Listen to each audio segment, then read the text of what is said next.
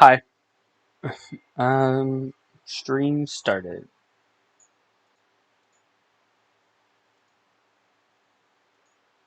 No, it'd suck if there was no visuals. Okay, I thought there were no visuals for a second. Let me send this to the places that I need to.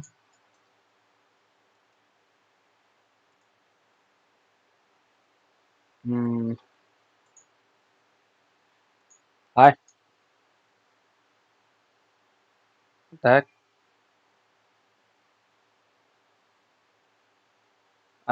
Wait, let me change something in my channel settings because it looks like there's something that's not supposed to be there.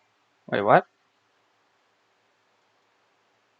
Is it because I'm streaming? Is that why this is like this?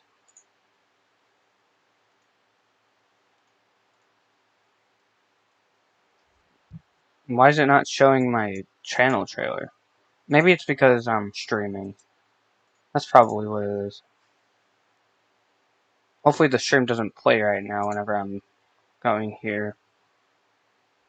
I'm just trying to get the link. There we go. I got the link. Ortega Taco Bowl. Pants.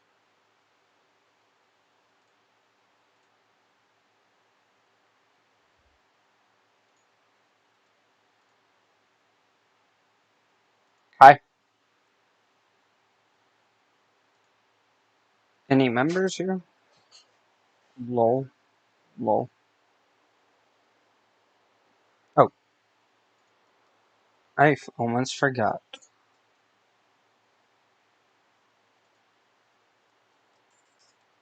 Almost done.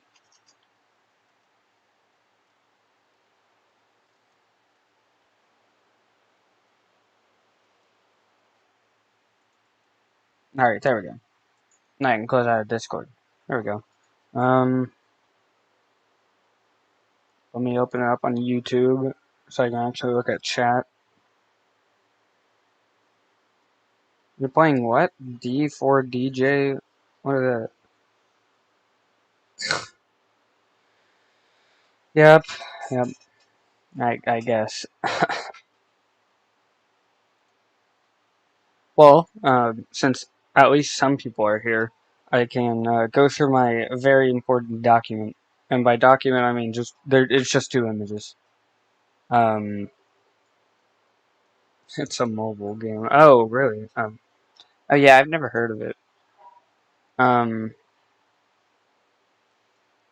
hmm, a mobile rhythm game. Also, like mobile Friday Night Funkin'. Okay, mobile Osu. Uh, Monica and Smash. Now this is a big. This is big. Monica's not actually in Smash or whatever, but like, look at this. This was not tweeted by Dan Salvato or anything. There's a. This was tweeted by Dan Salvato. This image. So if I put the two images together in my head, this means DDLC and Smash confirmed. Very very cool. DDLC and Smash confirmed. Just imagine if DDLC ever did get in Smash. Like Monica got it, and as like a uh she got in as a Mii fighter. Very cool. One day, a man can dream. Oh wait, I forgot to even play the song. I forgot to play the background song. It's just the intro to the game. Um, Only two people. Dang. At least there is somebody here. Hopefully Israel joins, and also Wahi and Zobrare. I don't think Zobrare was here. Also, as you can see, I updated my overlay. Uh, Now I've got a I've got a picture of my actual room, and I got say where you're just sitting in a chair. I just thought that was funny, and also now I've got my socials there instead. of the please consider subscribing. I just had that there, like, so it wasn't completely blank last time I streamed. But yeah, new overlay. Let me. Now I've got to go to the game though. DDLC Plus, preparing the launch, and I'm going to my recycling bin because apparently I have something in there. Yeah, I did. Access the Steam community while playing. I don't know why it showed up in the middle of the screen. Top side.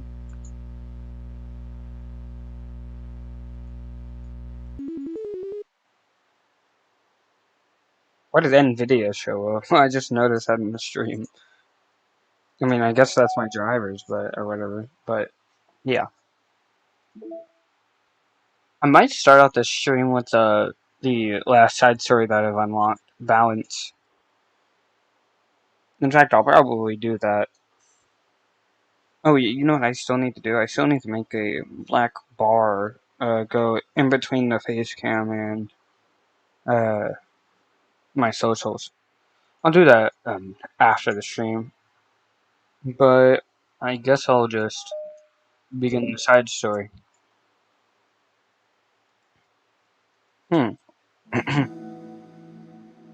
Is this okay? I know why it's loud. It's because I didn't turn down my headphone volume. Well, I gotta get into the mindset of reading. It's lunchtime. Sayori, who usually buys her lunch, is making her way to the cafeteria like any other day. The clamor and bustle of the students is drowned out by Sayori's impeccable skill of zoning out. However, her imagination is momentarily interrupted by the glimpse of a familiar pink-haired girl. I gotta get into the mindset of voicing these characters again. Hey, that's Natsuki! I never run into the other club members around the school. Natsuki! Sayori stands on her tiptoes and waves. Natsuki, who's busy walking and chatting with her friends, doesn't notice Sayori at first. Then she glances... Well, that was lag.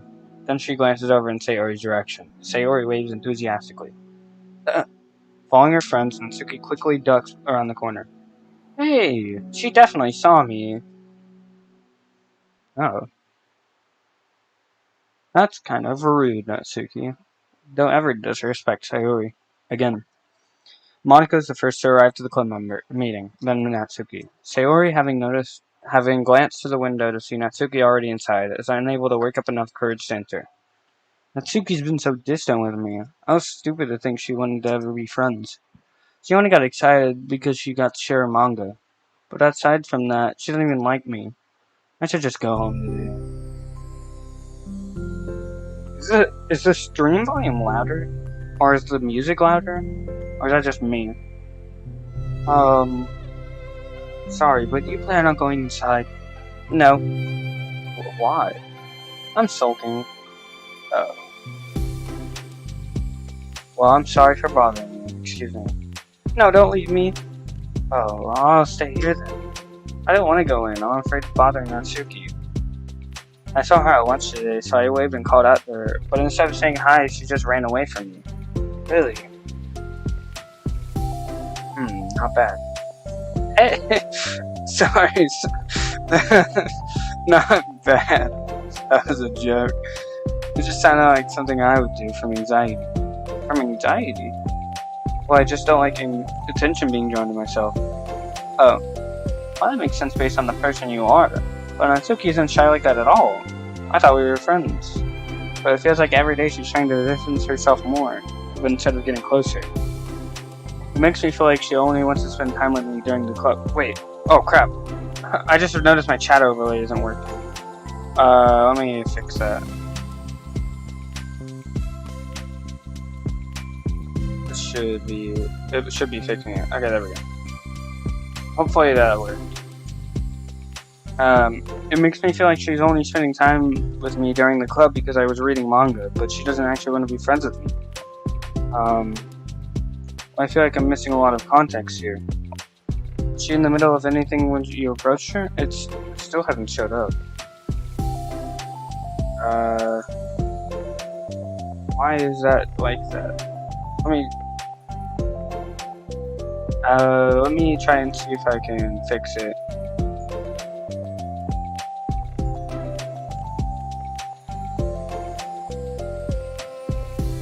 Let me copy the text.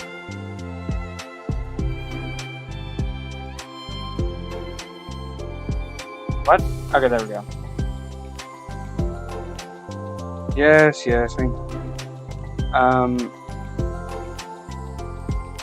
but yeah, there we go. It should be there now. Some of the chat is like above all of it for some reason now. But yeah. With her friends. Yuri pauses for a moment. How do I put this? Sayori, you're very fond of your friends, right? You always want to be spending time with them. Of course. I don't think there's anything more important to me. I mean, the best parts of my day are always with my friends. Besides that, I really hate being alone, so... You hate being alone? Sayori nods. We're very different people. I cherish my time alone. I wouldn't trade it for anything. So I think, well, if I was trying to have alone time, and if I was being threatened with an interruption, then it would just not make me really happy. I'm gonna check again. Let me, hold on.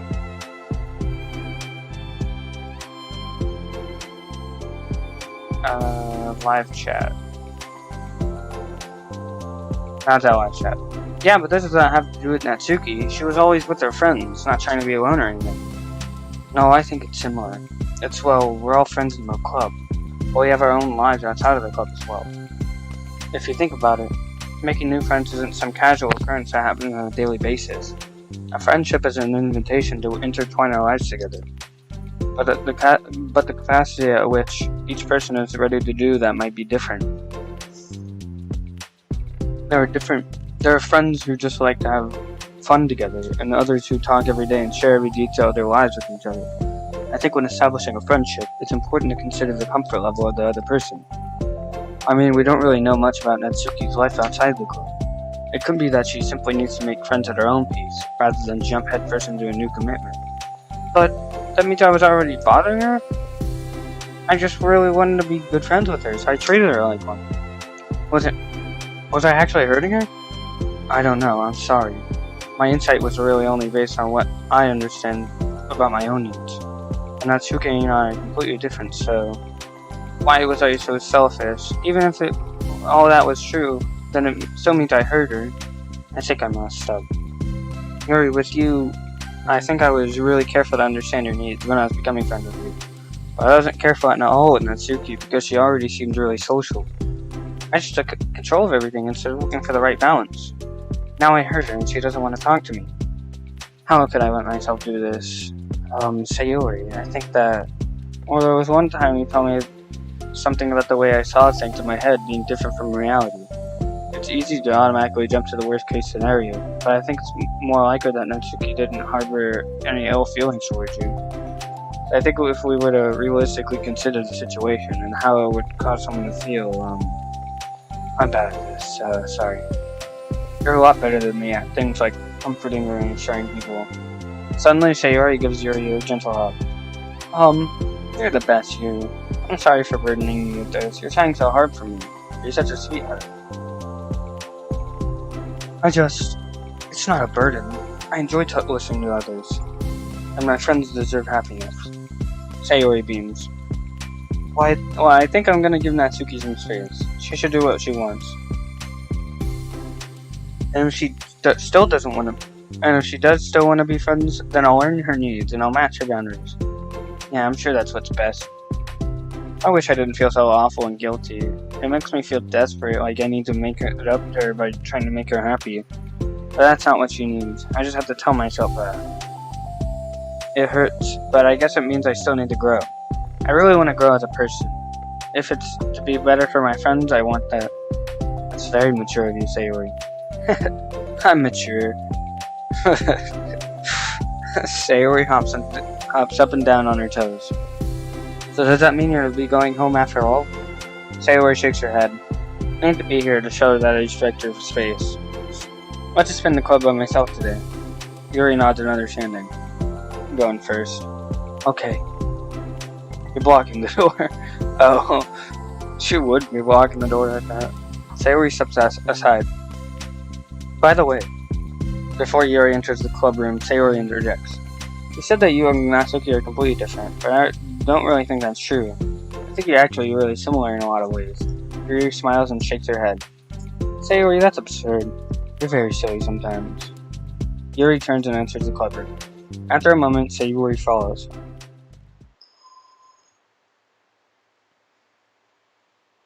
The club room is quiet, and Sayori walks in. Natsuki glances in her direction. Sayori smiles and gives Natsuki a quick wave before sitting down across the room. Yuri's face is already buried in a book. Sayori decides it's best to continue the manga she was reading, so she pulls it out. However, it looks like Natsuki isn't reading today. She has a sheet of paper in front of her and is tapping a pen against the desk, staring at it. Ooh, are we writing today? Monica speaks in a quiet voice, unwilling to disturb the peace of the club room. She kneels down at Natsuki's desk. Hey! Natsuki pulls the sheet closer to her and covers it with her arms. Sorry, I didn't mean to peek. Whatever. I just wanted to see how everything was doing. It's fine. Natsuki replies submissively. She glances over at Sayori, who is focused on her manga. Monica follows Natsuki's gaze. I think she's mad at me. How come? I'm busy right now. Ask me later. Monica falls silent. Natsuki looks back down at her paper. She inches her hand away from the top margin, allowing Monica to see. It says to Sayori. Understanding, Monica smiles. She places her hand on Natsuki's shoulder and whispers softly. I'm proud of you. Natsuki looks away, but makes no motion to remove Monica's hand. Monica gives Natsuki's shoulder a quick squeeze before standing back up and pulling away. The end of the club meeting passes. Yuri has already departed. So has Monica, after checking on Sayori and Natsuki to ensure they wouldn't stay too late. Sayori was determined to finish her manga volume before heading out, since the end was approaching. However, with Natsuki also staying late for an unknown reason, a silent tension hangs in the air. After finishing the volume, Sayori brings it to the closet to put it away. She slides it back into the shelf while Natsuki watches. Then Natsuki gets up and pulls it back out in order to return to its proper location. Sorry, I didn't know where I was supposed to go. It's fine. The two fall silent again, avoiding eye contact. They both look like they're about to say something, but neither can break the silence. A moment passes. Well, I'll be on my way. See you tomorrow. Sayori turns away to hide her pained expression, then walks away from the closet. If there was any proof Natsuki no longer wanted to be friends, this was it. Defeated, Sayori carries herself out of the club room. Dang. Once in the hallway, Sayori takes a deep breath and hits her palm against her cheeks to clear her head a little. Suddenly Natsuki's stammering voice calls from behind. Natsuki? Startled, Sayori turns back around to face Natsuki. Ooh, new thing. New CG. I haven't actually seen this. Natsuki fidgets and anxiously continues with a shaking voice. It's so weird to see this. From a new perspective, it looks really cool. I have lots of things to say. Me too. But you go first. Natsuki bites her lips and can't stay still. Well, first of all, she cuts herself short, struggling to continue. Trying to force the words out, she stamps her foot and hops and down, up and down a little. I'm sorry for the things I did at lunch, and I'm sorry for being just kind of mean lately. It's really hard for me to I'm not good with things that make me uncomfortable, especially when it comes to feelings and stuff. So, face burning, Natsuki clams up again. Instead of continuing, she simply holds up a sheet of paper for Sayori to take. Oh. The best place in the world, I love my bedroom. It's full of bright colors and soft things. The sunlight shines in and makes everything sparkle. It's the best place in the world. It has all my treasures, all my books, my collection, my memories. All of my dreams were born in this room. It's the best place in the world. It has all my secrets, failures, fears, feelings. Sometimes it feels so fragile that the door will break at the slightest touch. But it's still the best place in the world. Oh, when someone knocks, I get scared. I brace my arms against the loose hinges. Please don't break. Don't. Oh my god. The knocking won't stop. I block the door with furniture. An eye peeks through the keyhole and I panic. I'm trapped in the best place in the world. I'm not ready to share my favorite place. I need to clean my secrets and make my bed to hide my nightmares. I need to touch them to put them away. To see them again. I have so much to do and I'm not scared and I'm not ready. But it's still my favorite place and I still want to share it. However long as it takes, if you wait patiently, I'll eventually open the door. And I'll show you the best place in the world. It's a poem. But I thought, well, I sucked it up so that I could work things out with you. That's a definitely new expression. So just be happy about it. Please? Sayori smiles deeply from the bottom of her heart. Aww, look at Sayori. She looks just so cute. That's like the best thing I've ever seen in my life. I'm happy that I could express. I feel so awful, but I'm so happy that you would do this for me. I actually realized before the club meeting today that I made a mistake. I got so caught up in the chance to get closer to you that I forgot to think about what you wanted. And that we probably have different ways we like to make friends. About the friendship stuff. I mean, it's okay. I understand, so you don't have to force yourself to talk about it. Your poem did a good job, so don't force yourself if you're not ready, okay? Natsuki nods.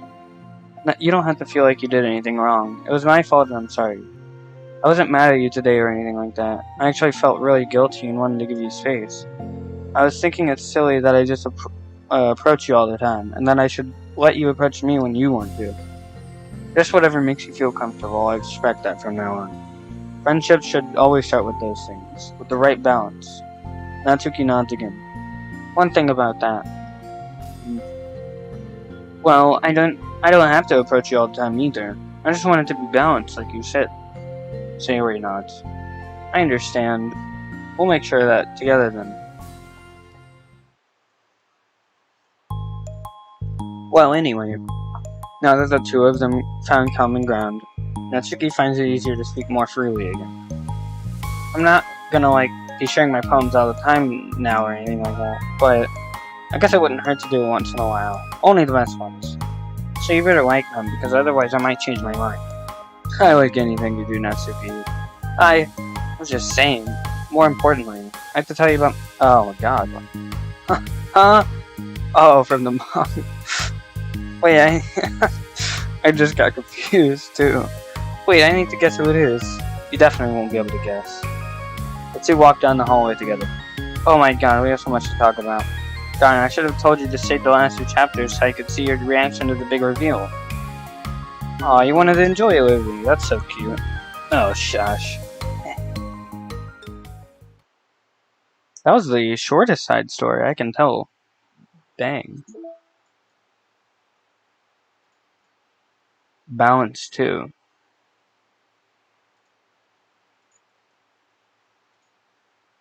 Got some new stuff. The new poem. I don't have that many poems unlocked now. Oh, wait a minute. What the heck? This is— I remember seeing this in,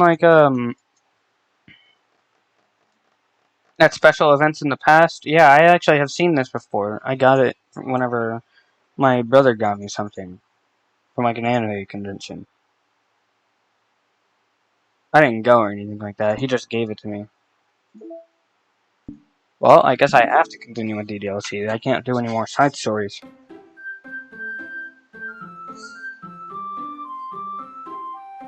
This game is not suitable, blah blah blah. Load game.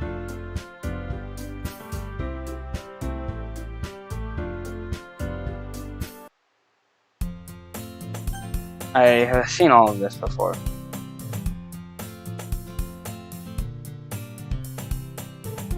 Man, looks like no one wants to be watered today. There's something down at the nearest desk. This is Sayori, by the way. This is the last write that I have yet to do. How am I supposed to occupy myself with something literature related about myself like this? I could only spend some time reading the book that Yuri gave me, but I'm feeling a little too tired to read. I could probably fall asleep right now. Oh god, I know what it's gonna do. I close my— yeah, this is the route that I remember the best because it's Sayori's. I close my eyes and end up listening in on Sayori's conversation with Monica. We're probably gonna seem really lame compared to all the other clubs, though. Well, we can't give up. The festival is our chance to show everyone what literature is all about. The problem is that the idea of a literature club sounds too dense and intellectual. But it's not like that at all, you know? Well, I'll just make a way of showing that to everyone. Hi. Something that... okay. Something that speaks to their creative minds. I also remember you. Doesn't solve the problem, though. What was that? I just heard that restart. Apple bottom jeans. What the fuck? What do you mean? Even if we come up with the most fun thing ever, nobody will come in the first place if it's a literature event. So it's more important to figure out how to get people to show up in the first place, you know? And after they come, we can do the thing to speak to their creative minds. Taco Cat, by the way, this is Sayori route. I don't know if you'll actually stay here or not. But this is Sayori route. I've already done Natsuki and Yuri's route. I'm going for 100%.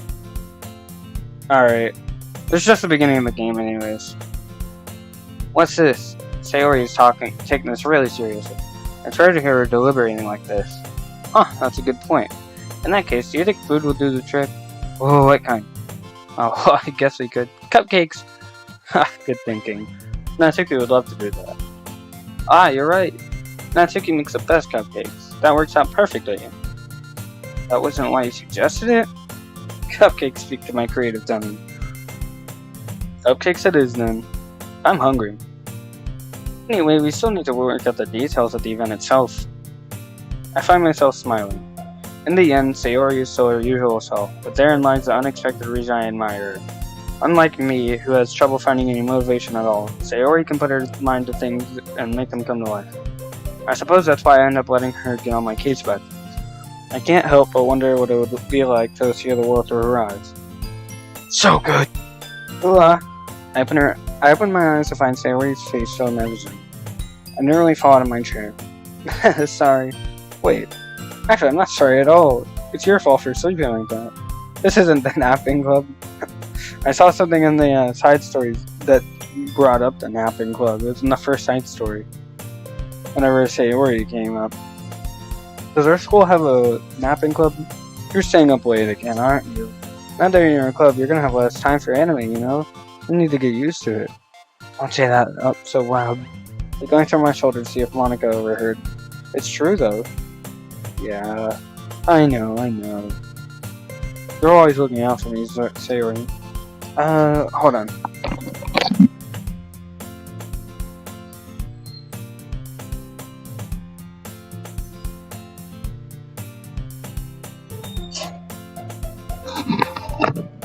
Okay, I'm back. You're always looking out for me, Sayori. It's what I do best. That's a problem. Why? What about you? You look out for me better than you look out for yourself. You're still oversleeping every day, aren't you?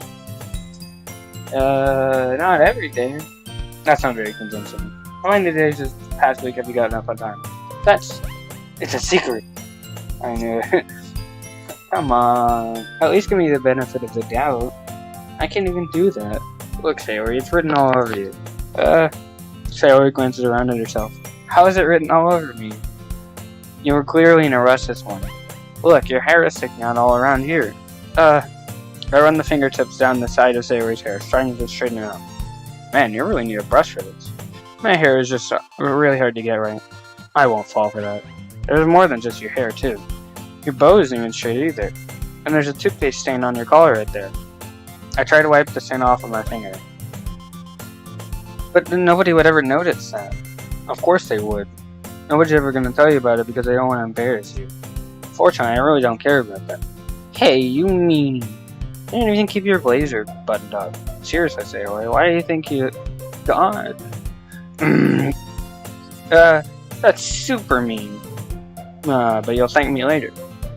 I start to button her blazer from the bottom. Once you see how much better it looks, you'll change your mind. Oh, God. This is so funny. What is? Well, I was just thinking how weird it is to have a friend who does these kind of things. Don't say that. You'll make me feel weird about it, stupid. It's okay, though. I'm happy we're like this, aren't you? I guess. Hey, be careful, the button might come off. Why is this one so hard to close? I wonder. I struggle to fully close the button near her chest. Does that thing even fit you properly? It did when I bought it. Sigh. Sigh, okay, I said sigh. Ugh. If you ever buttoned it, you would have noticed sooner, so that it doesn't fit you anymore. What are you smiling about? It means my badonkadunks got bigger again. Don't say that out loud. Anyway, you look much better now, so, why does it feel strange to see Sayori's blazer buttoned up like that? But it's so stuffy, it's not worth it at all. Sayori hastily unbuttons her blazer once more. Phew, that's so much better. Sayori puts her arms out and twirls around. So if I keep it unbuttoned, then I won't get a boyfriend, right?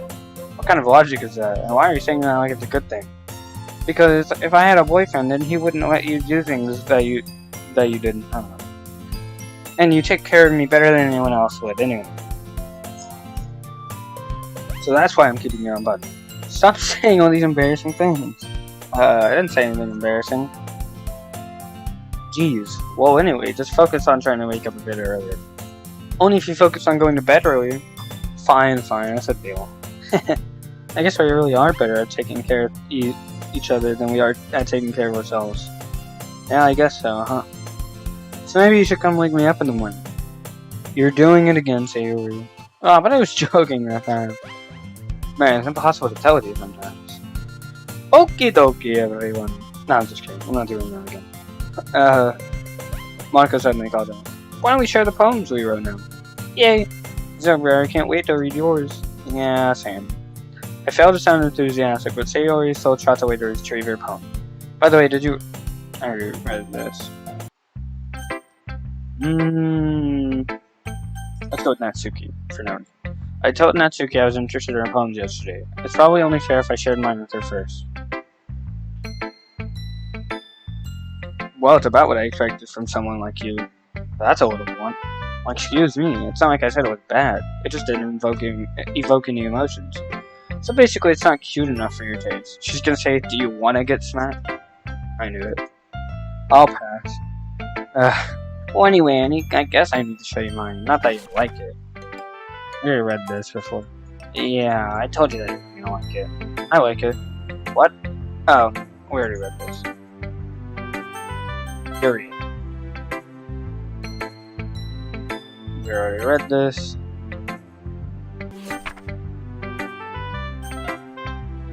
Monica now.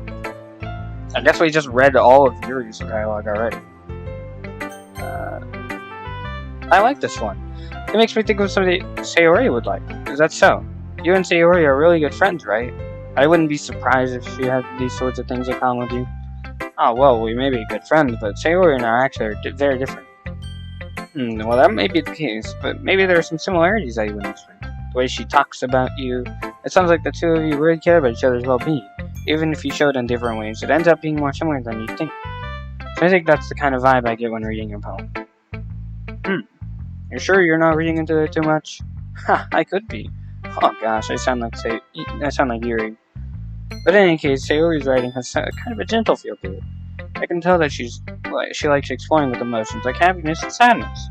Who knew that someone so happy would enjoy sad things too? Yeah, that's totally unexpected.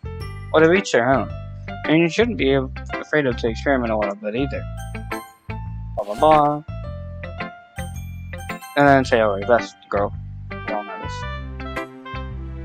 this. Oh my goodness, this is so good, so rare. I love it. I had no idea you were such a good writer. Sayori, you must be seriously romantic. I'm not a good writer at all. I honestly have no idea what I'm doing. Well, maybe that's why. Because I have no idea what I like either. Ha! Jeez. Your opinion was way more constructive than this. Wait, it was? I just skipped past it. Are you sure you didn't like it because I just wrote it? Well, I'm sure that's a part of it. But I think I understand you better than a lot of other people, you know? So when I read your poem, it's not just a poem, it's a Zobrare poem. And that makes it feel extra special. Like, I can feel your feelings in it. Sayori hugs the sheet against her chest. You're so weird, Sayori. Blah blah blah, skip. wonder how far this is gonna get. Right here. Since it's a Sayori route, I have to go and say Natsuki. Natsuki glares at me. Blah blah blah. It said I turned to Yuri. But Yuri's expression is so defenseless that I cannot bring myself to say anything there. Sayori! Yeah. Everyone's fighting is making Sayori uncomfortable. How can the two of you keep on fighting when you know you're making your friend feel like this? It's over. Well, that's her problem. This isn't about her. I agree. It's unfair for others to interject their own feelings into our conflict. Yeah, unless Sayori wants to tell Yuri that what a stuck-up jerk she's being. She would never. It's your immaturity that's made her upset in the first place. Excuse me? Are you listening to yourself? This is exactly why nobody stop. Natsuki, Yuri, you guys are my friends. I just want everyone to get along and be happy. My friends are wonderful people, and I love them because of their differences. Natsuki's poems, they're amazing because they give you so many feelings with just a few words. And Yuri's, okay, well, look at that facial expression then. And Yuri's poems are amazing because they paint beautiful pictures in your head. Everyone's so talented, so why are we fighting? Because, well, also, Natsuki's cute and there's nothing wrong with that. Sayori, you already know you're not supposed to call her cute. It's in the side source. And Yuri's poems are the same as they always were. Big and Sayori. Sayori stands triumphant. Monika stands behind her with a bewildered expression. I'll make some tea. Yuri wrestles off. Natsuki sits down with a blank expression on her face, staring at nothing. So this is why Sayori is vice president with Monika. She nods in return. To be honest, I might come off as a good leader and I can organize things, but I'm not very good with people. I couldn't even bring myself to interject. As a president, that's kind of embarrassing for me. Nah, it's not like I can blame you. I wasn't able to say anything. Can you...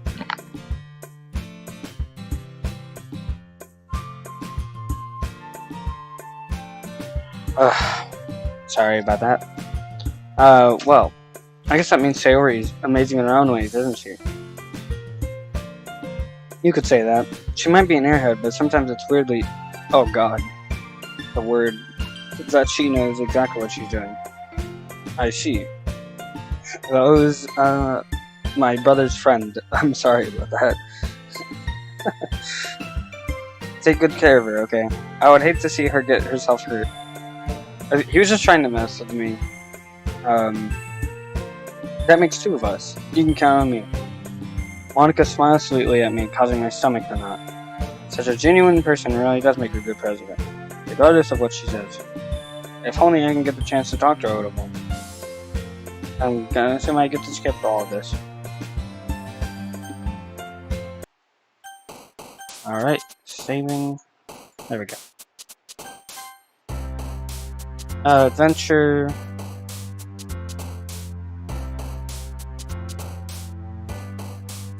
It doesn't matter as much what I pick here because I've already gotten the perfect home.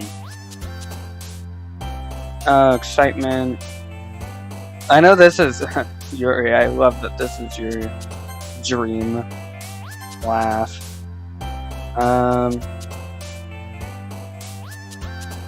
Tears.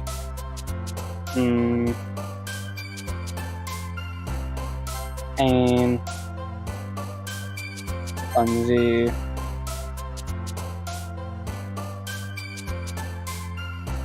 Misery.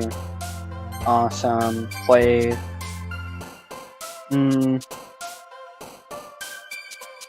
That scene appears, not too long. Actually, maybe like 45 minutes. I don't know. It's gonna take a while. Together. Memories. I don't think it's bouncy. Sadness. Family.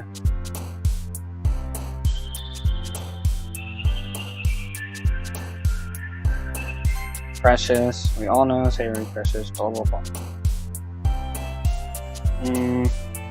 Time. Time is such a stupid thing to put here. I know it's not skipping. It's not Doki Doki. I doubt it's anger. I feel like that would be Natsuki's word. Oh, Daisy. I forgot. Daisy. Passion. This one, I'm probably gonna go with cry. Yep, okay. I got another perfect Sayori poem.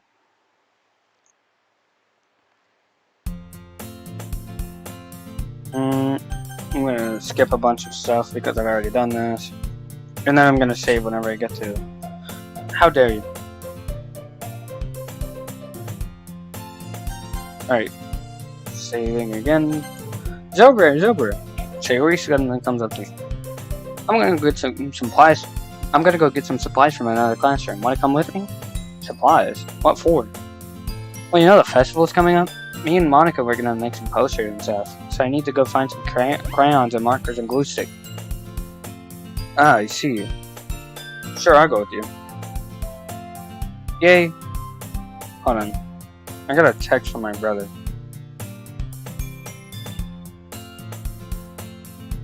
Okay, Monica, we'll be back soon. Oh, are you going to Zobra to get the supplies? There's no need to trouble yourself. I'd be happy to go with him. Oh, but I wanted to go. So much fun exploring empty classrooms and stuff.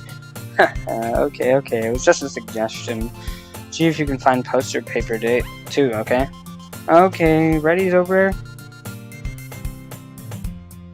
It's just a recording of me, like, streaming, what? Or no, it might just be an image. Yeah, it's just an image of me streaming. I don't understand why you sent me that. Yep, let's go. Oh, hello, new person. Sayori and I clubbered. I can speak. I'm just curious. Yep, I said clubbing. I had a feeling. I follow behind as Sayori hums and skips around the hallway. Honestly, it feels like I'm taking a kid to the mall or something.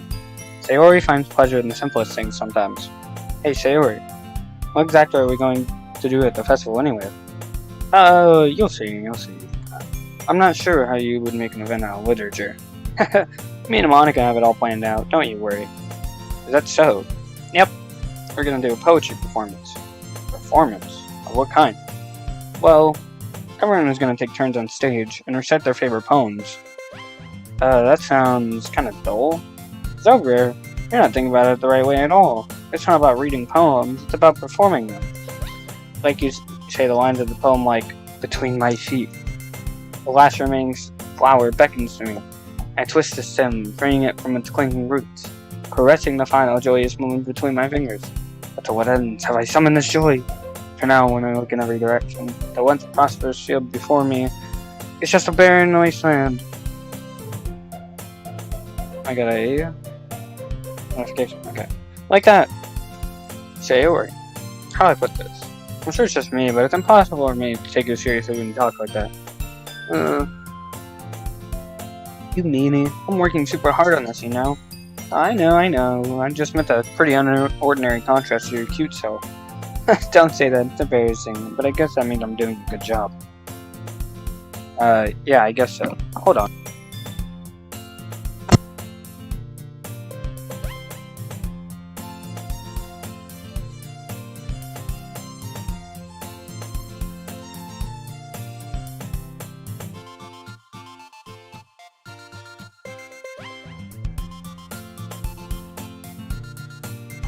I'm muted. Okay.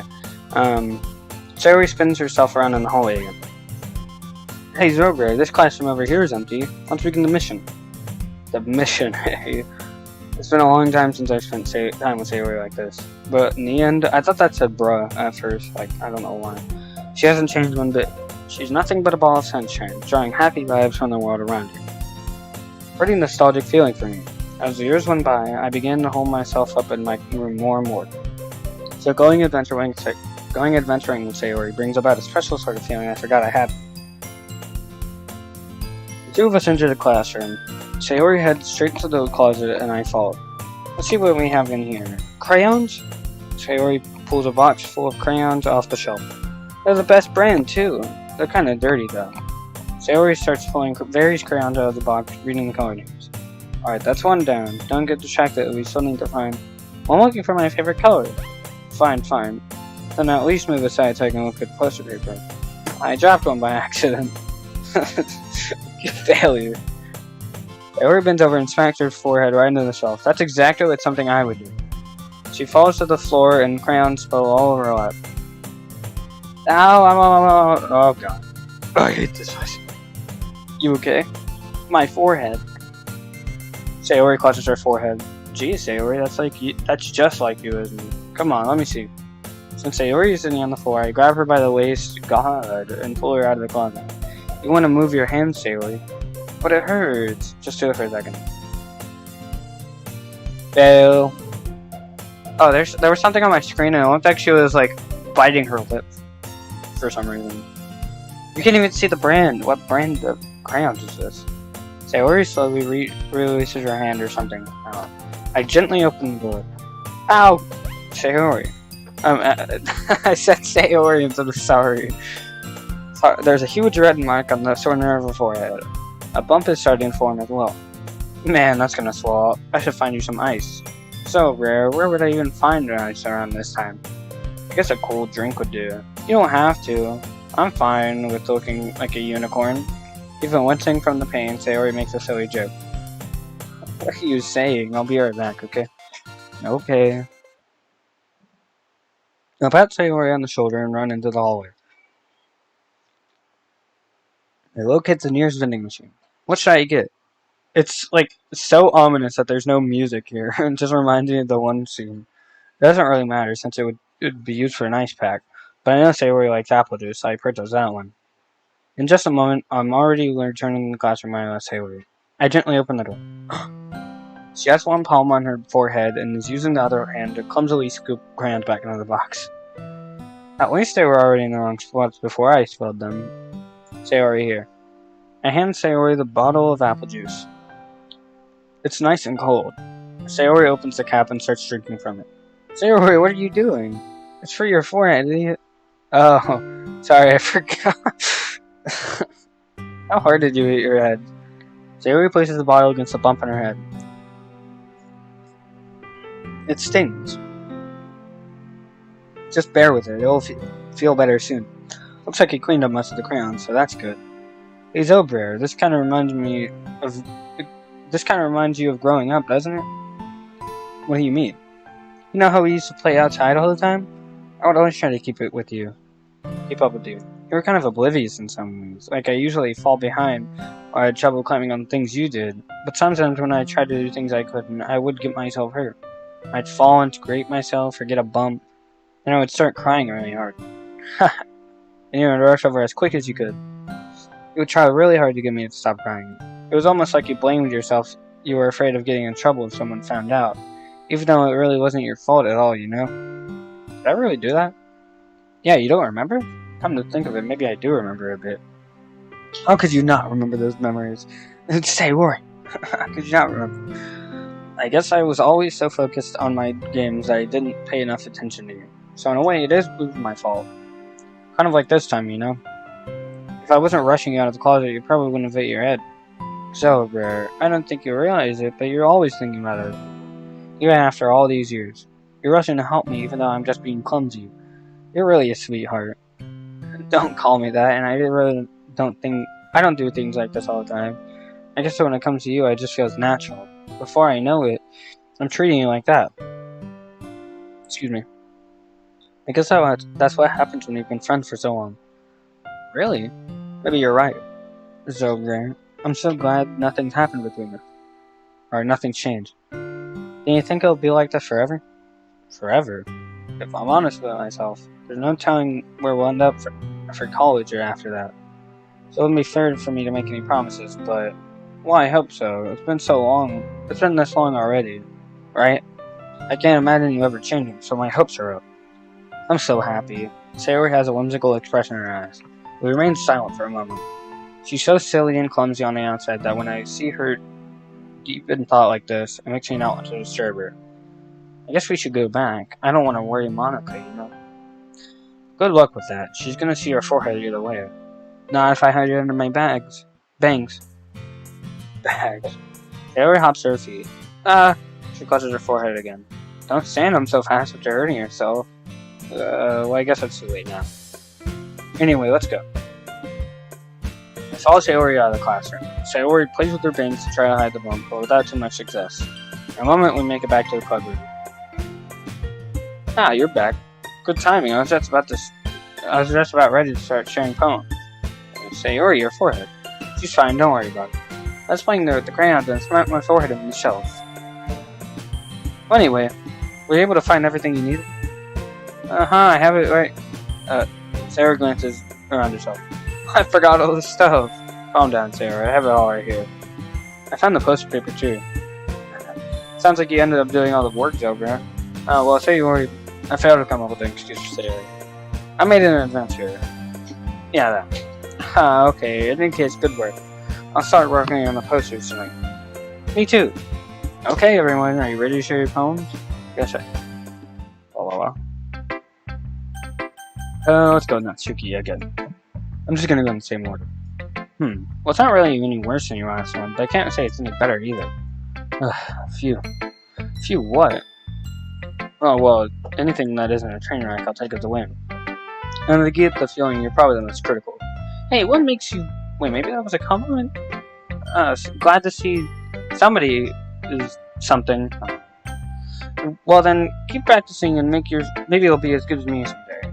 That's someone told me that Natsuki completely disappointed. Come think of it, it kind of reminds me of Sayori's poem from yesterday. I think so. Yeah, well, I guess you've been friends with her for so long. You might be on the same wavelength. But you never really struck me as her type. Sayori has her type all of a sudden? I don't know. But honestly, how could someone so fluffy spend so much time with someone like you? Look, she's dragging around a dead weight. That was a little unnecessary, but come think of it this way. If it weren't for me, she would probably just fly away like letting go, balloon. Could say we take care of each other in our own ways. Whatever it is, I don't get it. But yeah, I guess I'm supposed to share you my poem. I read this. What I do best, after all. I don't like writing unless there's a good message to take away from it. Like conveying emotions is important, but I want to make people think, not just feel. Remember that. I'm gonna write a poem for tomorrow, so look forward to it. Yuri next. Can I just skip all of Yuri's dialogue again? Really? I can just skip... Yuri's dialogue just does not change. It just doesn't change in between things. It's pretty good. It makes me think of Sayori like the other one. You two are like the dynamic duo. That's kind of exaggerated. Yeah, probably, but you do spend a lot of time with her even in this program, you know? Then again, I don't blame you for being a little shy. I'm not shy, it's just... I'm just teasing. I know it's just it takes a bit of time to make friends with everyone, but you and Natsuki are super interesting people, so don't be afraid to give them a share of your time. I know you can talk to me every now and then, too. I'm not, like, unapproachable or anything, am I? I don't know, it's something like that. I'm still just getting used to everything, that's all. Yeah, I'm sorry if I'm pushing you or something. I really didn't mean it like that.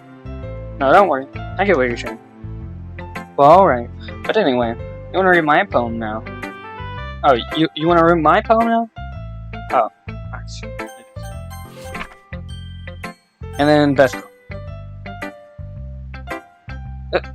Zobra, I really love your poems. I can't believe you've been hiding these from me. I'm not hiding anything, but your poems are so good. Yesterday's and this one too. I just, in my head, picturing that the poems are just 20 words, 20 random words that Sayori loves. And that's it.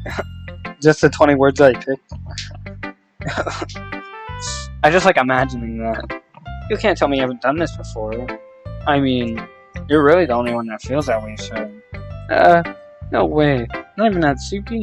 Well, I guess Natsuki's the least likely to admit how much she likes him. But I guess that, I don't think it's that. What do you mean? Well, I guess I'll be honest about it. It's a lot easier to write poems than I'm thinking, right? What? Stop thinking weird things, idiot. I just noticed that guy in the bottom right, his username is Program Files X86. That's funny. I just mean that you're. I just meant that you're a really expressive person, I guess. How am I supposed to write poems about my stupid life? But you somehow make everything in your life an adventure, even the little things. Like cooking. Let's not talk about that. So yeah. I guess what I'm saying is that I can feel more things through you than I can through myself. We have that kind of weird connection. It's your fault for getting my business all the time. I don't know if I understand. You never understand when I try to explain things to you, do you? I pat Sayori's head. Hey, I'm not a kid, you know. Are you sure about that? Maybe. Sayori starts fiddling with the pencil between her hands. Hey Zober. Will you give me your poem? I kinda wanna keep it. Why? Because, well, it's the first time you've written something for me. Sayori, you completely misunderstood. I didn't write this for you. Are you even listening anymore? Well, whatever. I'll give it to you when we get home. Really? I broke my pencil. Sayori hastily bends down to pick up the piece she dropped. Being inattentive to her surroundings, she bumps right into me. I thought she was gonna bump her head on the desk. Sorry. It's fine. I'll get it for you. I bend down and pick up the broken pencil. Sayori clutches the desk, trying to support herself. He's shaking.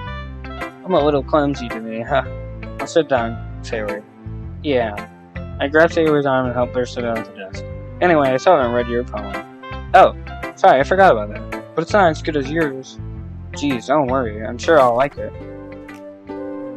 I think I read that. Wait. Yeah, I already did. Okay, everyone. We're all done reading each other's poems, right? I have something extra planned today. I have to do this again. I already read all of this. That's why I'm doing this. Oh, wait, do I have to go? I have to go through all of their everything. Man.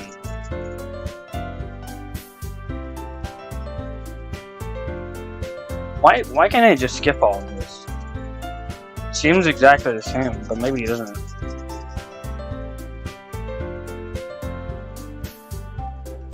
No, I'm not using the skip button. I'm just this fast. It's not even that fast, I'm just...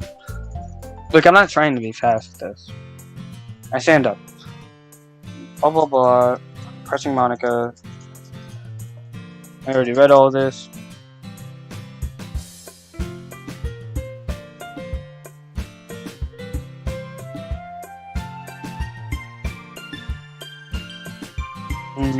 Alright, right here. I would still walk home with Sayori. Sayori, you really think I would have ditched you for Yuri? But she's so beautiful and smart. Gee, I already see her at the club every day. Besides, you always seem to really like going home together. I wouldn't just ruin that for you. You're so silly, Zobra. You think about me too much sometimes. Yuri would deserve it if she wanted it, so... Sayori, I've already made up my mind. I really can't figure it out sometimes. Sorry. Besides, what's the point in speculating something that's never gonna happen? The conversation trails off. It's kind of a weird thing for Sayori to care so much about, but I want to respect her and keep her happy too. Then again, the festival is only a few days away. Who knows what will happen at that. I think I'm gonna go for another perfect Sayori poem because I think there are 3 perfect poems you can get, and if I get 3 perfect poems, I feel like if I get 3 perfect poems, I might get an achievement. Just curious. Yeah, I didn't know. Cry. Rain cloud. Sunny.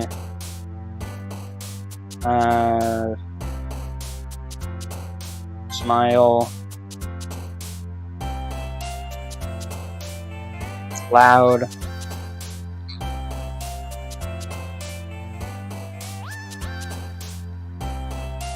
Warm. Know that. Childhood.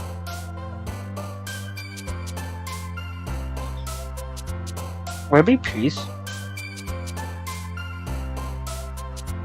Or family. Lazy. Laugh.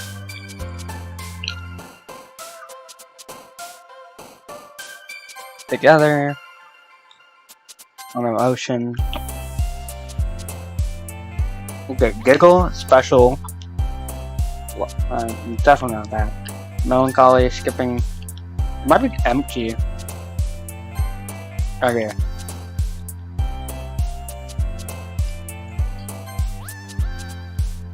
Friends. I'm gonna choose fun if I don't see anything. Okay, fun, yeah. I know it's not Journey, I know it's not Kitty, Dream. Might be a Sing. I know it's not Hop.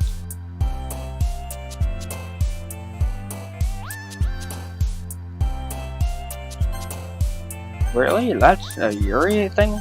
I thought that would have been Natsuki if it wasn't Sayori.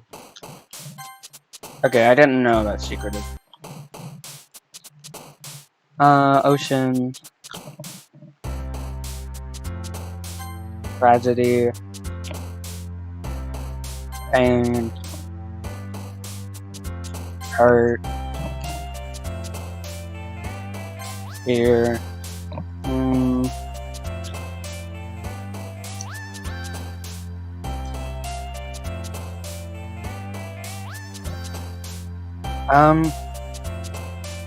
I actually don't know this one that well. Okay, it's fireworks. Cry, daydream, friends,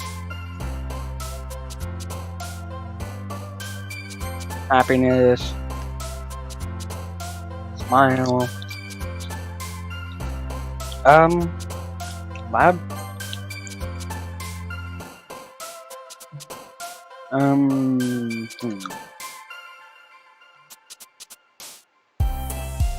Was it Rain Cloud? Cause that one, I think it's Yuri.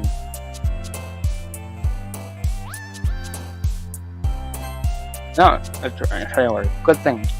Well, not a good thing, but I got Sayori with memories.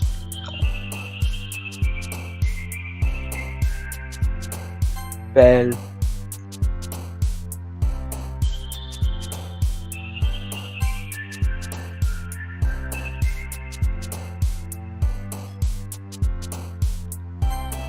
Awesome. Okay, it's neither of these two. Oh, just cheers. Okay, you don't get anything apparently.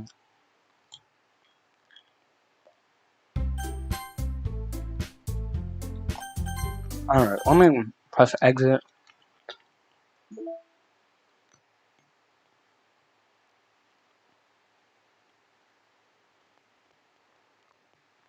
I guess I unlocked this after like side swords or whatever.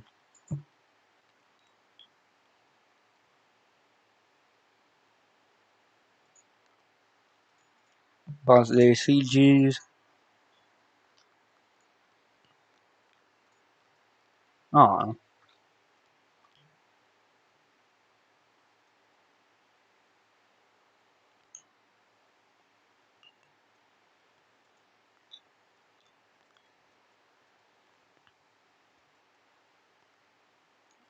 Really? Oh, finally, I got mail. Oh, I'm guessing you get this for, I'm guessing you get this mail from getting everybody's poems or whatever. December 9th, 2019.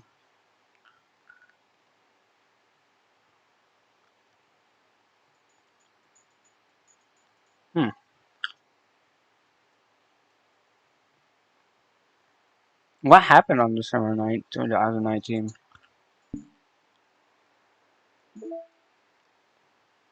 Okay, I think I've unlocked the last two side stories. Should I do these after Act 2 or should I do them before Act 2? I don't think there's anything like special or I don't know if I can do them after Act 2. Or if there's anything special if you do them after Act 2. I'm just wondering. Okay, let me check. Savory. I'm checking something. I don't know I do. Monica, Monica. Before Act 2? No, the game wasn't being... Well, maybe this game. The original game was released in 2017. Like, obviously. And then, okay, there's like a matchup between all of them. Alright, well, I guess I'll do this side story, and then I'll finish this day. Okay, I'll do this side story, part 1 and part 2. Then I'll go back to regular DDLC and finish the day, or whatever. And then I'll do part 1, and then I finish the next day, right before the festival. I'll get to Monday, and I'll do, Monica. I don't know. I read Monica. Am I bothering you? No. Okay, just checking. It's hard to tell since you always look so into it when you're reading. It makes me scared to interrupt. Well, it's within my expectations to be interrupted when I read you. It's not even when I'm by myself that I don't like you. That makes sense. I guess if you're here in the first place, then you're more ready to socialize, even if it means a little bit of prodding. It's not so bad to be social if I let others do the work. So it can be healthy to put myself in a social environment every now and then. It's mostly difficult when I don't know anyone, or there are too many people, or everyone is being too silly for me to keep up with it. Yuri glances around the room at Sayori and Natsuki. Sayori has her head cocked back and her mouth open, trying to catch pieces of a cookie that Natsuki is lobbing into the air, but the pieces keep bouncing off her face and hitting the floor. Maybe I should say something. No, they just ran out of cookie. What a waste. They've really become good friends, haven't they? I'm happy. Sayori seems particularly good at making that happen. The two of them are both on their energetic side. I suppose it works out. Yeah, come to think about it, you and I haven't had many chances to talk one-on-one, have we? Well, it may be partially my fault since I'm supposed to be the one engaged in club members. Not at all. I probably formed the habit of drawing minimal attention to myself. The responsibility is equally on me. At least should display some openness to engage. Oh, what about times during lunch? Do you meet up with friends? I just read. Oh, but I like it that way. It feels nice to be carried off again after a morning of classes. Do you always read fantasy? Oh, not always. I suppose it's all I've read recently, but only because I'm in the middle of this series. There's still two more books after this one. I guess the long books suit you well, since you spend so much time reading. Well, fantasy might be my favorite, but after that, I'm more or less indiscriminate of the two genres. I'll read anything with depth and maturity. Oh yeah? Even like romance? Well, there are books that have elements of romance in them. No, come on, Yuri, you know what I meant. Monica lowers her voice. It's a guilty pleasure of mine, so I won't tell anyone if you do. Maybe more when I was in middle school. I mean, I was very lonely and people were mean to me a lot. So I just kind of felt like, please don't think of me about the past. Sorry, I just got super curious. You know, we should totally pick another romance novel to read. That would be so much fun. Absolutely not. Really? Even if it was just between us? Try asking someone who has no shame, like Natsuki. Ouch! Sorry, I didn't mean that. I guess it was my fault for pressing you. I'm like that for things in my past, too. You know, things I feel too embarrassed to re-experience. There's nothing wrong with growing out of things. It happens to everyone. For instance, Natsuki's interest in manga reminds me quite a bit of how intense I used to be about my own interests. It makes me think that she'll likely grow out of it too. Hey, were you talking about me? No, we were just talking about how our interests have changed over the years. When did you get into manga, Natsuki? Like a couple of years ago, I guess. I was really sort of into it before that, but I wasn't really going hard into it then. Oh yeah? What was it that inspired you to get more into it? I don't know. I guess, let me think. It was after I discovered a series that I really liked. Yeah, I was just like really fed up with a lot of things, and I got super into this one series that I really related to.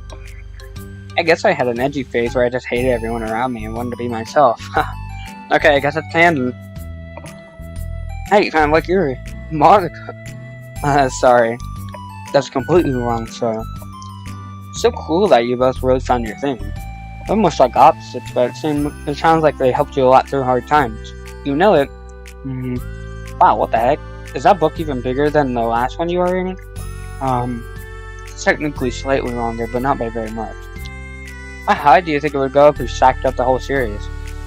Natsuki estimates by holding her hand up high above her head, so as an imaginary stack. I should get one of my mangas that's like 50 volumes long so I can say I've read more than you. Not that I have the money for that. Please, that would hardly count when your books only have a few words per page. I know, I was just joking. I could never actually read books like yours. It's just too boring for me. Yuri shoots a glance at Natsuki. It's not boring. Chill, I said for me, not you. I can have my own opinion. I just think it's too convoluted. Sherry, are those from the floor? Gross. I was actually thinking about that. I thought she would do something like that. Also, wash your hands before touching any of my books. But my hands aren't dirty. Just do it. The wheels are there even if you can't see them. Fine. Sayori trots at the door and Natsuki follows. Yuri, you look a little upset. What kind of nerve does she have to call my hobby boring? I'm sorry with Natsuki here. That's her opinion. Well, she did correct herself. Hardly. She was so condescending. I don't mind if she thinks it's not for her. I already understand that it's not for everyone. But she knows well how much she's mean to me. So how about just leaving me alone instead of needlessly telling me things you hate about it? I'm sorry, Yuri. You may be right. This won't be the last time people have strong feelings. This won't be the last time people have strong feelings about what they like and don't like, especially in a literature club. So I should figure out how to mediate discussions to keep them positive and constructive. For the record, I've always been impressed by the level of creativity in your books, and also your ability to get through them so quickly. Thank you. Okay, well, this is something that I will have to think about and revisit. I'm sure I can help Natsuki find some common ground with you, though. Common ground isn't necessary, I just wish to be respected. That then. Either way, I'll do my best. I'm skeptical when it comes to Natsuki. I trust you, Monica, but I'm skeptical.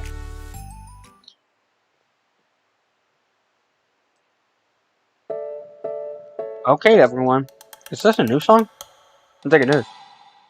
We special club meeting today. As you know, the literature club is a place where we get to share things that we're really passionate about. But that means we should be mindful of how we respond to each other's feelings. I think we have a chance to turn our differences into positive energy for each other. Aren't you being a little bit dramatic about this? It's so important to you. Oh, sorry, I feel like I'm just being accused or something. No, I'm not accusing anyone of anything. I'm sorry if it came off that way. But the conversation yesterday made me reflect on the power of language, and I thought it would be a good topic for a literature club, don't you think? I'm sure we're going to have differences of opinion a lot, so I need to make sure we're prepared to keep a positive atmosphere in the club. If you say so, sure. The cool thing about language is that it gives us a lot of different ways to express the same idea or emotion. Hold on. We have a lot of control over how we want the other person to feel when receiving our thoughts. This goes for poetry, narratives, casual conversation, basically anything. For an example, say, what's your favorite food? I have them organized by category. Should I start with snacks or do you need full meals? Should I include breakfast? Oh jeez. Okay, how about your favorite fruit? That's easy, cherries. Really? I said the same thing. I always thought cherries tasted nasty. They don't taste nasty, but cherries are delicious. Oh, that's a pretty strong reaction. I just don't understand how somebody could think cherries are nasty. How does that make you feel? I don't know, sad. Defensive maybe? Yeah, I get defensive. See, the reason you had such a strong reaction wasn't just because I don't like cherries. It's because you felt like your opinion was under attack. That's weird, right? Something like taste is completely subjective. But when I say something like, I think cherries taste nasty, I'm using objective language. And challenging Sayori's reality that cherries are delicious of my own, which is that cherries are nasty. Wait, hold on. That's an objective when you just said it was only your own opinion. It has to do with the way our brains interpret the words. You're talking about the reality of the cherries, not your feelings about them. Like Sayori. Let's rewind for a second and pretend I didn't tell you that I think cherries are nasty. Good. So what if I instead of that said, I've tried cherries and they're not for me. It's not the kind of flavor I enjoy. Well, that's fine. As long as you don't call them nasty. Nasty is a nasty word. Okay, so cherries were kind of a weird example, but I think it gets the point across. This time around, instead of talking about the cherries, I just talked about my feelings. And Sayori didn't get defensive. So instead of clashing with each other, it's like when you receive an invitation to talk about our differences. Yuri, you don't need to take notes. I'm not going to quiz you or something. I know that. I was just... Sorry, I didn't mean to call you out. You can do whatever you want. Does anyone have any thoughts so far? Yeah, I just feel like I shouldn't have to put all my language to a filter just to protect someone's feelings. Well, you don't have to. This switches yours on how you want to come across to some people. I'm only suggesting it as a tool to help you turn your differences into a positive experience rather than an argument. Right, Sayori? Whatever you say, Cherry here. Oh, come on. Sayori, I actually like Cherry. This was just saying that helped demonstrate. What the heck? I didn't do That's so good. I'm sorry, Sayori. I'll make up to you later. How about a cherry sundae? You're welcome to dupe me anytime, my beloved president. Buying your people's loyalty, how deplorable. Oh, like you would turn down a free sundae, Yuri. You were certainly a fan of those cupcakes I brought in the other week. I was reading a lot and not keeping track of them. Oh, okay, that's enough. We're getting off topic. So that way you have the gist of it. How about we try with something more relevant to the club, like manga, right? Let's try to have a productive discussion about our differences in opinion. Yuri, do you want to start? Well, I'd rather not, no. How come? Well, because I don't see how anything productive can come from that. It's just gonna start a fight. No, it'll be fine. That's why I'm here to moderate. Let's just have a calm and rational discussion. Yeah, give me a little more credit. I'm not a child. You don't have to coddle my feelings. I always think it's more respectable to just speak your mind. Respectable? Yuri's expression changes at that word. As Monica recalls, being respectable was the crux of the matter for Yuri. What the point of the exercise isn't exactly like, that's fine. I have nothing against anyone personally. You're entitled to your own opinion, or whatever that said. I just prefer more depth and nuance in my reading material. I look for stories that are imaginative and sophisticated beyond the surface level. Oh, then that's just a misunderstanding there. I thought you were going to say that manga's for every time I say Monica instead of manga. Manga's for children or something. Like I don't hear enough of it. There's plenty of deep manga. I'm not clueless about manga. I've read my fair share when I was younger. What, are you serious? How come you never told me? Because I'm past that point in my life, and I really prefer not to visit. I prefer more mature things now. Excuse me? Okay, hold on, can I jump in here? Let's try to keep things subjective. Because if you imply that manga is immature, then aren't you implying that someone is immature for being into it? Why? Well, maybe it's immature to judge people for having different tastes than you. Natsuki. Nobody's immature. I've read Natsuki's manga and Yuri's fantasy, and I love them both in their own way. Okay. It's great that you like it, but I still find it boring. Boring isn't subjective. Okay, it bored me. That's subjective. But, I mean, the thing about... This is ridiculous. You see why I didn't want to participate in that? I knew it was just going to make people upset. I'm not upset. Like I said, I don't care what other people think. But I always got the impression that you secretly looked down upon me.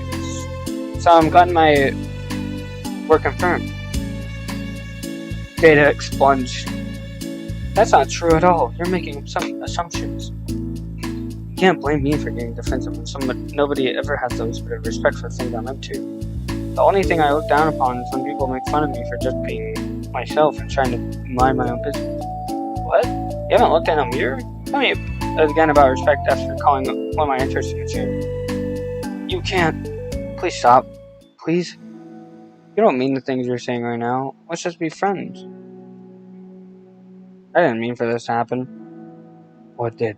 So please don't invite yourself to try and solve other people's problems next time, okay?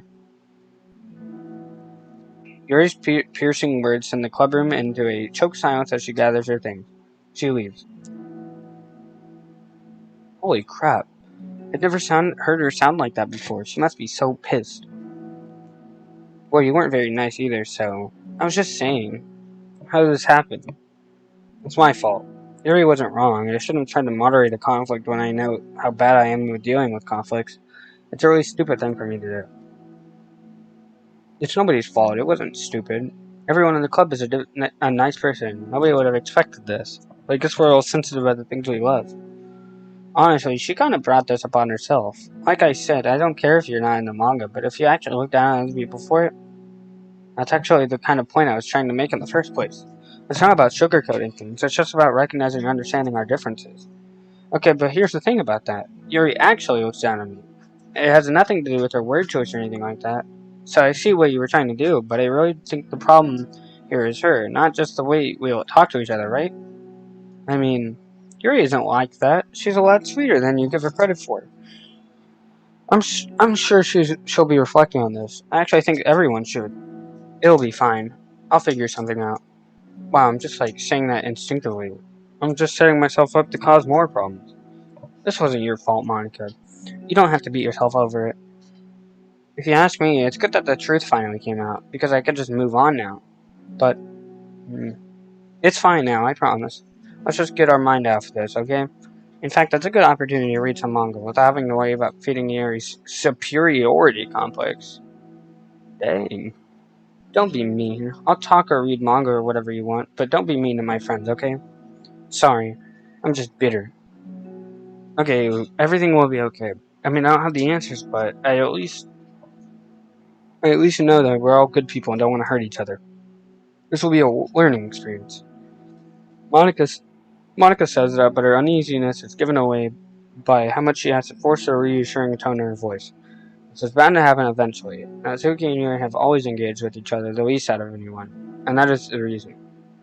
Sayori and Natsuki proceed to distract themselves in manga. Monica sighs to herself, unable to shake her worried thoughts. Will the club really have to come to just come to terms with the fact that some club members will be incompatible with each other? Monica desperately doesn't want to admit that, and she knows Sayori doesn't want it either. But for once, a solution doesn't even seem to be in sight. Is this just the end? Okay.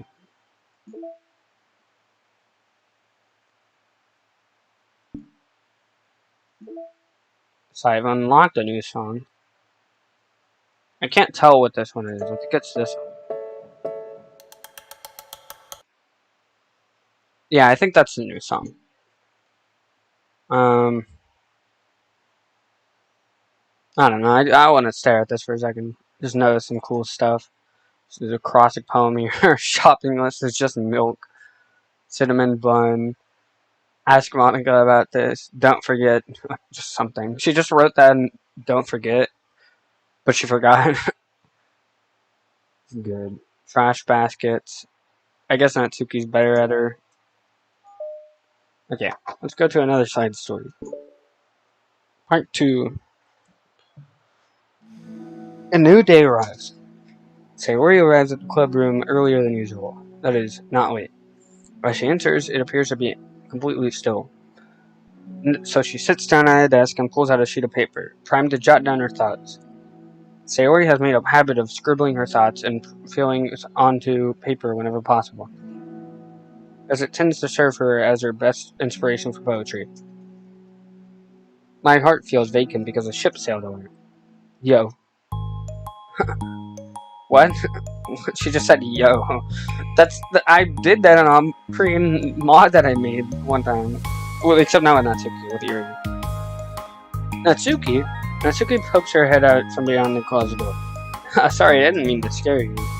It would have been a lot more awkward if I didn't say anything. I thought you want me to listen in on your poetry thing. Yeah. Thanks for realizing that. Should I let you finish that up then?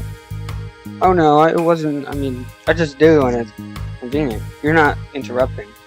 Where's Monica, by the way? Oh, she's out of the hallway. Huh? Why? Well, just in case she runs into Yuri. Sometimes Yuri's too nervous to come into the club room by herself, so... Oh. Jeez, does Yuri really let things bother her for that long? She can't control her feelings. For some people, it's really hard to cope with it when you get a bad thought in your head.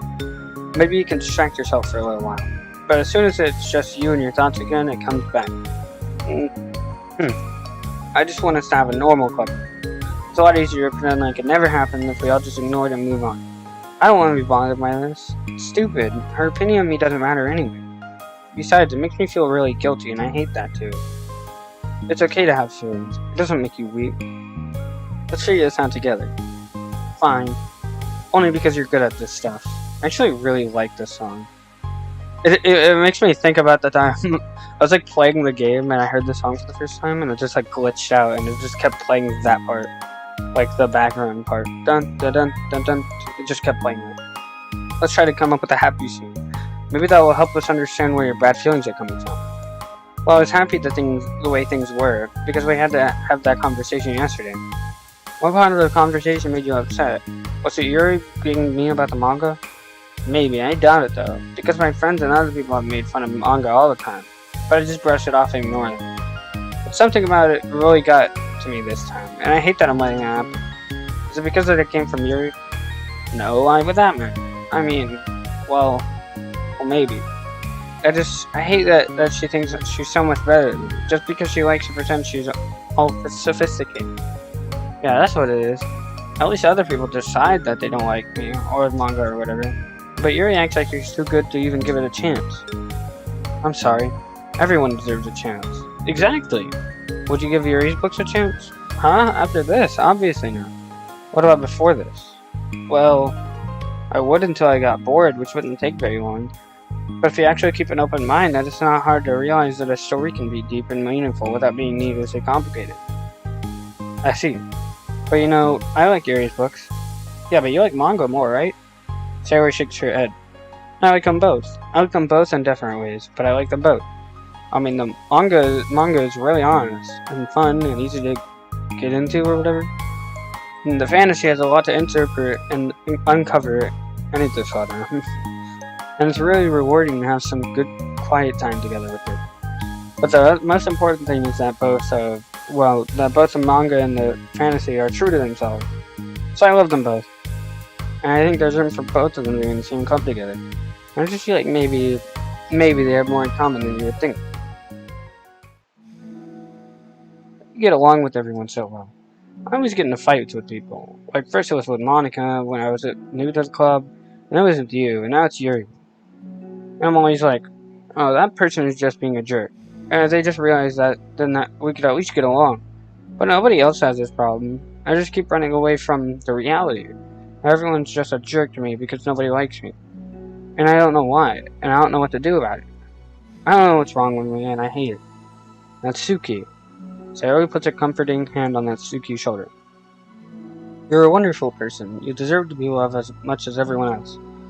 Everyone has different ways they like to communicate, you know? And sometimes that makes it hard for us to understand each other. I think that sometimes we just get lucky and we make friends who are really good at the same kind of communication. It feels like you magically connect with them. But other times it feels like even if both people are really nice, it's easier for them to misunderstand each other or to get communication wrong. It's something that Yuri struggles a lot with too. It can be really hard. It takes a lot of reflection, self-awareness, and vulnerability. I'm bad at that one. Vulnerability. I always have to be the strongest. What do you mean? Tell me about that part of you. Well, it sounds stupid, but I'm really used to people blaming me. Like my friends and I guess my dad. Like when I don't get good grades or even stupid things like if my room isn't clean. Cry about it.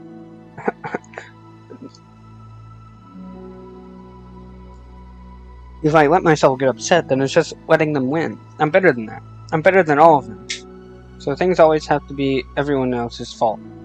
It feels like if something goes wrong, and there's even a tiny hint that it might be my fault, then I just get really angry and I find ways to blame everything else instead. Do you see yourself as better than Yuri? If I said that, then I would just sound really full of myself. No. Our thoughts and our feelings are two different things. Even if we don't like our feelings, we have to understand them if we want to learn more about ourselves. It's a part of vulnerability, you know? Accepting that we have feelings that we don't like. I hate that. My feelings make me a bad person. Because my feelings just want me to tell me that I'm so much better than her. Now she's a judgmental know-it-all who's stuck in her edgy phase and that I'm just way above that garbage. But I'm terrible for feeling that way. You're not terrible. You're not your feelings. But you are not your feelings. Say that to yourself out loud.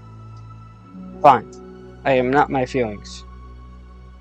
The way that I like to picture it is that those feelings are like your roommate. You live in the same house and you gotta see each other every day. And even if you can ignore each other most of the time, you're gonna run into each other every now and then, and it's gonna make you feel like poop. So the other option is to get to know each other. You can communicate and learn from each other, and maybe even help each other for the better. Does that help you understand? How do you know so much about this stuff? You just have a roommate that can be really hard to get along with. Ooh. Depression? But you're like the happiest person I know. I am not my feelings. I want to be a good person like you. Aw, you little sweetheart. We're all good people. You and Yuri and Monica. And I think Yuri would eventually learn about you. Natsuki remained silent, feeling a little overwhelmed. Slight Sayori's kind reassurance, a complicated mixture of pain and sadness seems to fill her, as though flowing from a wound inside her. Was it a result of her vulnerability? No, it wasn't as though she was inflicted a wound after becoming vulnerable. It was as she was beginning to discover an old wound, one that can simply not be damaged and left alone any longer.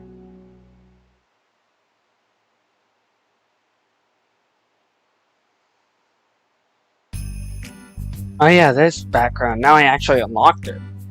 Huh? Yuri, what are you doing all the way over here? I was looking for you. Please don't yell at me. I'm not gonna yell at you. I just want to say that I'm sorry about what happened yesterday. It was unfair for me to put everyone on the spot like that. Next time I won't just try to jump in and solve everyone's problems. I guess it's a bad habit of mine. You're not mad at me? I thought you were the one mad at me. I was so awful yesterday. Yuri curls up, recalling the details of the argument. I can't even have a normal conversation without saying something wrong and making everyone upset. Hold on, that's not what happened at all. Let's talk about this, okay? Yuri pauses for a second, then manages a nod. Monica takes a seat next to her on the staircase. I'm having a lot of negative thought patterns and I can't get away from them. What kinds of negative thought patterns? Like everyone hates me, especially Natsuki. Aw, that's terrible. I don't think Natsuki hates you. How do you know? Well, because Monica thinks back to the time she found out herself in an altercation with Yuri, Natsuki. And how a display of maturity for Monica was enough for Natsuki to reevaluate her own feelings. I think Natsuki is just naturally defensive. I think she just acts made where she feels the need to protect herself. But she's really not a bad person. In fact, I think she can be really thoughtful and considerate. She's just, I guess the way it works is that she wants to receive some degree of kindness first before she feels comfortable returning to it.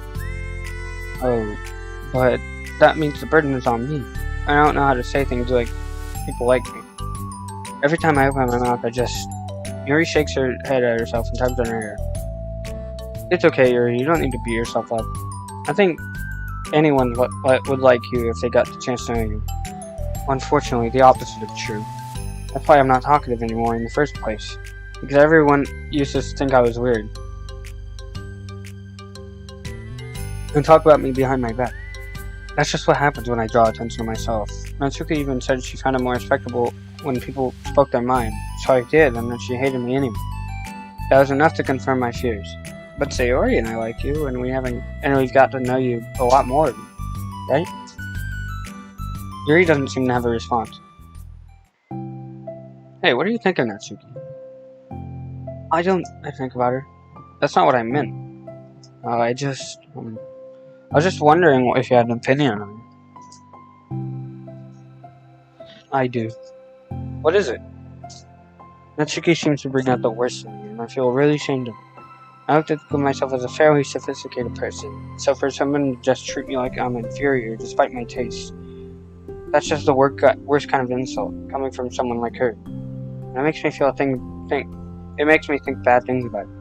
But everyone else seems to like her, so the only explanation is that it's me who's doing something wrong again. My feelings about her are wrong, and I'm wrong to get upset over things so childish and inconsequential.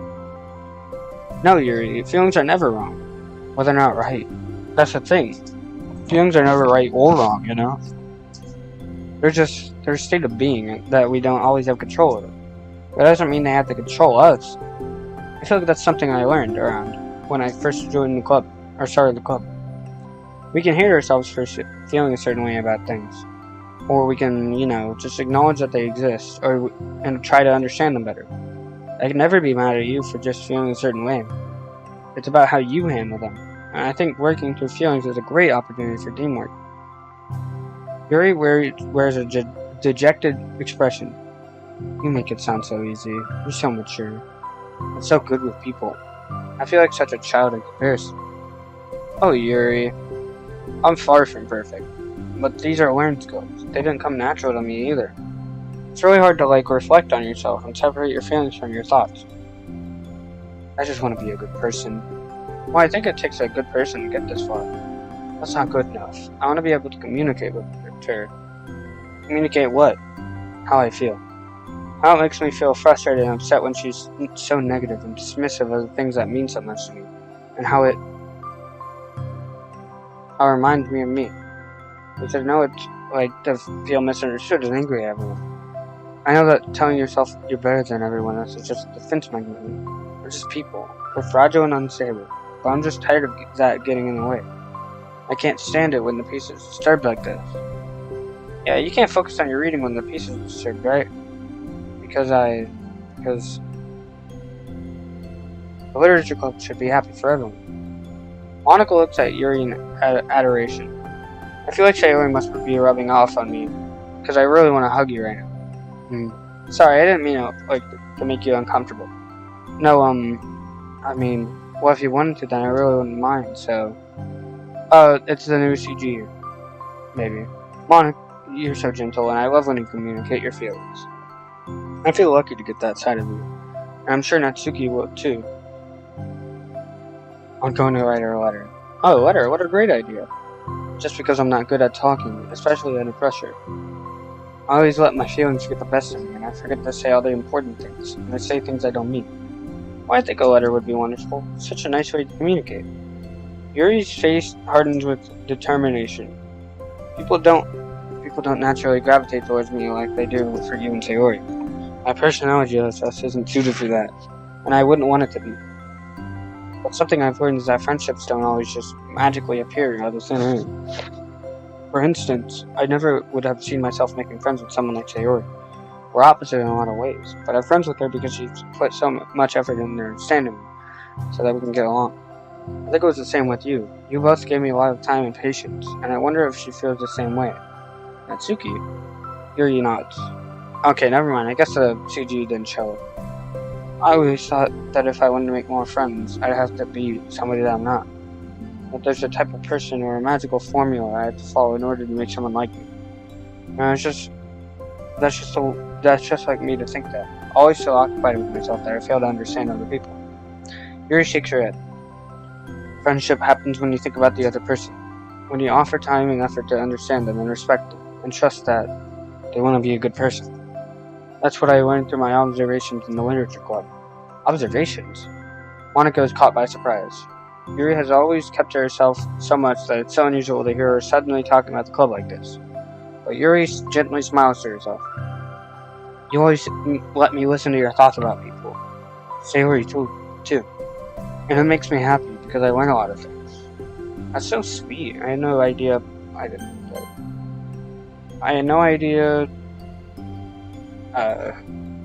Don't tell me my game just crashed. That would suck.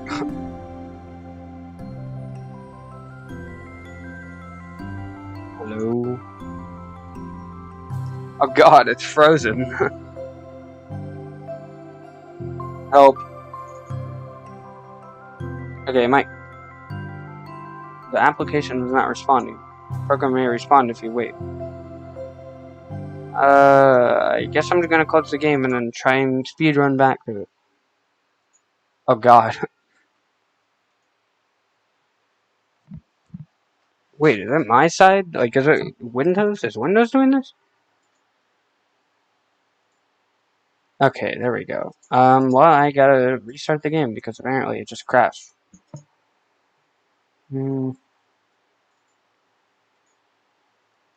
Wow, that sucks. I was probably near the end of the chapter. Or the side story. Mm-mm.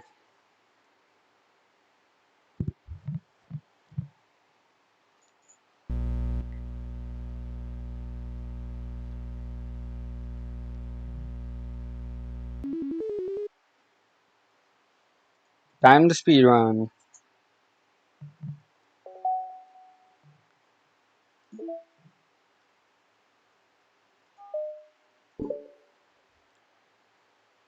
I don't think I got to see the CG at all.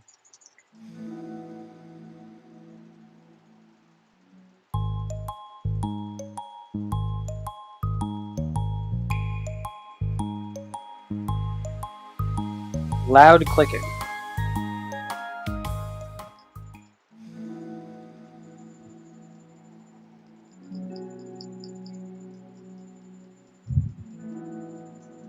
This half of the side, this part of the side story, part 2, is actually just. Oh god, that takes forever. This part of the side story is just like half Sayori and Atsuki and half of Monica and Yuri.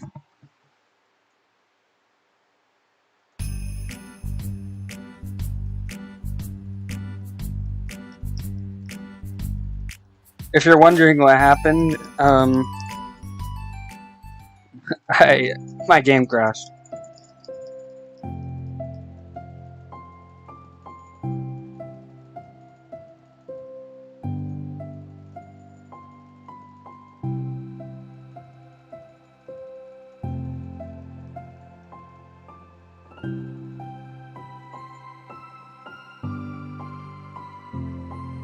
Okay, I think it's like right around here.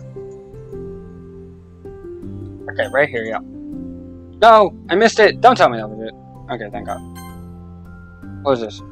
That's so sweet. I had no idea it meant that much to you. Monica never thought much of it, but in the past weeks, Yuri always seemed to be especially attentive to when it came to problems and concern of others. Always wanted to listen and learn more about our friends in the club. Hi, person. That's all. It's true. Sayori and Monica are naturally more comfortable with other people, but that doesn't make them better people. Everyone has strengths and weaknesses and the capacity to improve. And the first step towards improving oneself is reflection and self-awareness. Something that Yuri never gave herself enough credit for, but that Monica can recognize as an incredible trait. With that, her confidence in the club is restored. Is there not going to be a CG? A very shy girl with long pretty hair is wandering the bustling lunchtime hallways, her fist pressed into her collar. When she finds the literature club president's classroom, she stands at the door, glancing all around her before peering inside. Monica is sitting and chatting with a group of unknown friends. Yeah, I expected this was oh god, this is a flashback to whenever, like right before Yuri actually came into the room. I think. Suddenly, Monica glances toward the door, making the girl panic and duck out of sight. Before she can regain composure and decide for sure to leave, the classroom door gently opens. Never mind, I thought it was just a flashback. Yuri, what a surprise to see you during lunch. Yuri speaks her response. Please help me. What? Is everything okay? Yuri shakes her head. I don't know how to write letters. Thank goodness, I thought there was some kind of emergency. Monica briefly glances over her shoulder at her other friend. You want some help? We can go find an empty classroom or something. Is that okay? I feel bad for taking you away from your friends. It's totally fine, I promise. We weren't really doing anything. One sec. Monica trots back in her classroom, says something like, I gotta go to her friends, then grabs a pen off her desk before returning to Yuri. Okay, let's find somewhere quiet. Yuri nods and follows Monica as the two of them set off.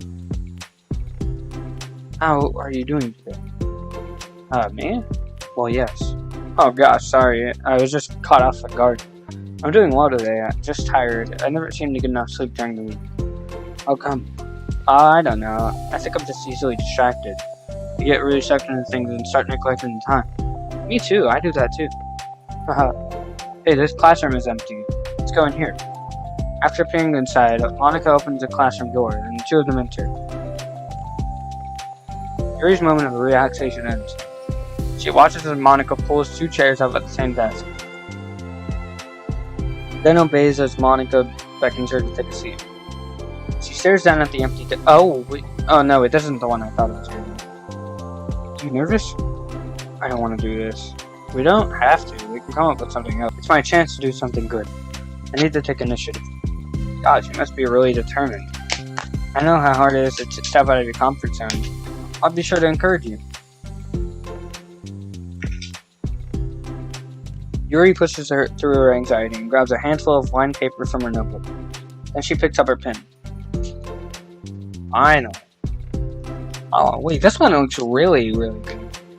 Especially Monica here. Hey, you're left-handed. That's neat. I didn't notice that. Yeah. Now I don't have to worry about bumping your arm. Monica playfully rubs her shoulder against Yuri's. Sorry, I'm just being silly, I guess. Anyway, wait. Did Monica say that? Oh, Monica said that. I thought Yuri said that. Anyway, how about we start by listing the different things you want to say to her? Yuri thinks. I feel embarrassed all of a sudden.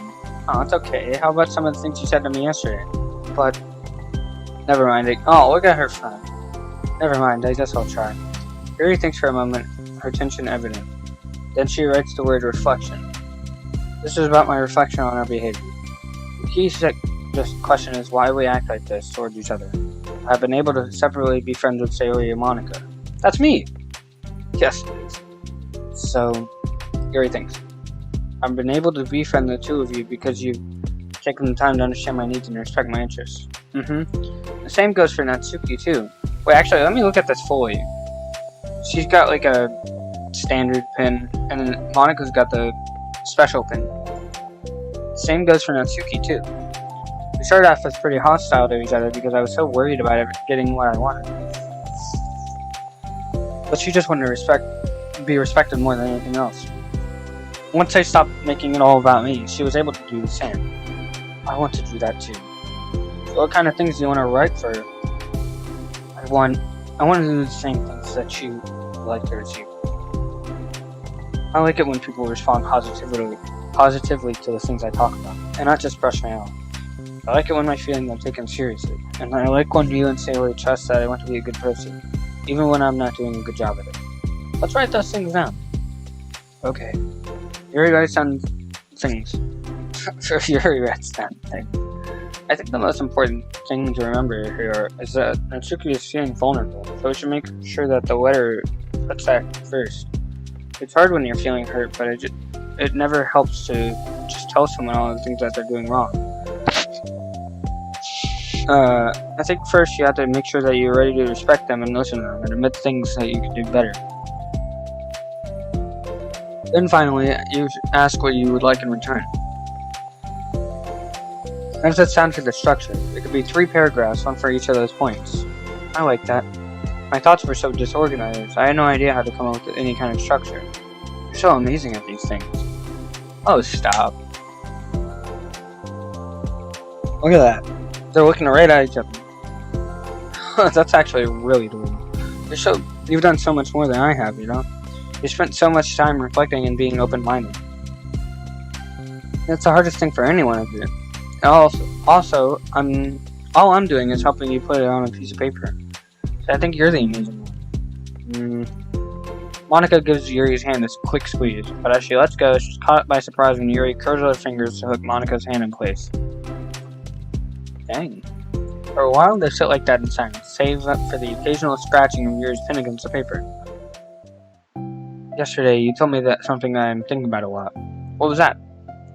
Think about how feelings aren't right or wrong, and that they're just a state of being we need to come to terms with. It made me think about how a person's behavior isn't always just how they decide to be. It's also made up of their past experiences and their insecurities. I think that helps me see other people as actual people, rather than as insignificant side characters who are out to get me somehow. Is that how you feel about Natsuki? Yuri nods. But in reality, everyone is trying to do their best. And everyone wants to be happy. Monica peers at Yuri's paper, but to her surprise, Yuri pulls it in closer, partially covering it with her arm. I have to be able to read it to help out, you know. It's okay. My thoughts are a lot more organized now after being able to talk to you about it. Now that I'm actually putting it on paper, I realize that I really prefer others not to read it. Yuri laughed softly to herself, a rare expression. I'm kind of glad to hear that, actually. I somehow keep finding ways to butt into this whole thing. I've done enough damage. It's also been so wonderful talking about this. I mean, I always thought you were really smart, but... Yuri smiles. I will always be terrible at these things. People are just so incomprehensible to me. I never get the hang of being one. But listening to you so much has really helped me make sense of things.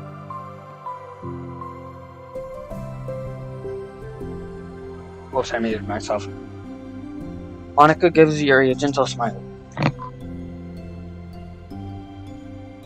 I can't believe I came to this club looking for fantasy geeks. Oh no, all I got was real values for friends who value me. Is that a joke? Of course it is. I still can't tell with you. Sorry. No, I love it. Please never change.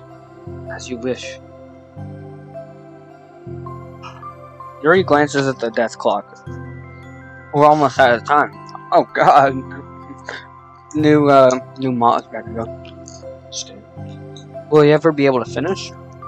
Before the end of the day, probably. But I don't want to come to the club the same day that Natsuki reads it. I'm too shy. I can give it to her instead if you like. You're not. As long as you promise not to read. Of course, I promise. Thank you. Yuri exhales and the two stand up. I thought that's a massage. I'll message you when I'm ready. Monica nods. Good luck. I'm here if you need me. Yuri returns a nod and the two depart. I had a feeling that was going to be the last one. Mail? Again? Thank you to everyone who worked so hard on the control simulation. I can't imagine how tedious it must have been to so delicately hide Monica's elevated permissions from her without disrupting our connection to the VM. Just to clarify, all the recordings labeled side stories are part of the control simulation, right? I'm noticing some details of the characters' lives here, and that they're in there that differ a little bit from those in VM1, even trivial ones. Is it part of the butterfly effect from some of Monica's more fundamental changes, or is it a result of her just messing around with the other characters of VM1 as their own experiment or for fun? So I'm keeping track. We have like 5 universes in total, with 3 or 4 of them created and then destroyed by Monica, of course. It's fine because I keep wanting to speculate on which one is the real universe, but in reality, they all are. As real as ours is, anyway. I don't understand. Okay, well, I guess I got all of these wallpapers. Got the new side story thing. And I actually unlocked this.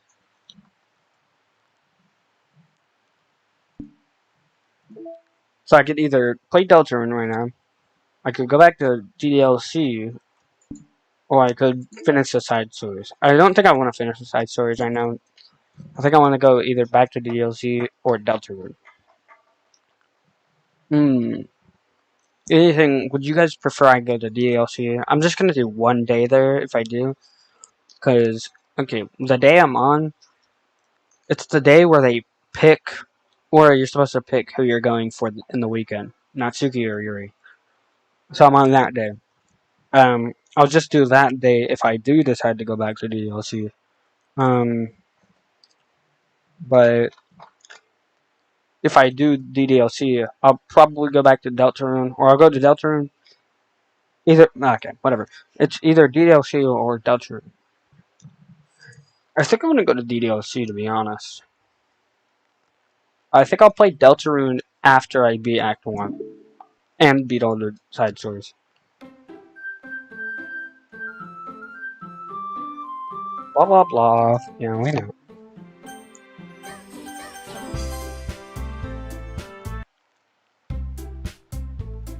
Skip.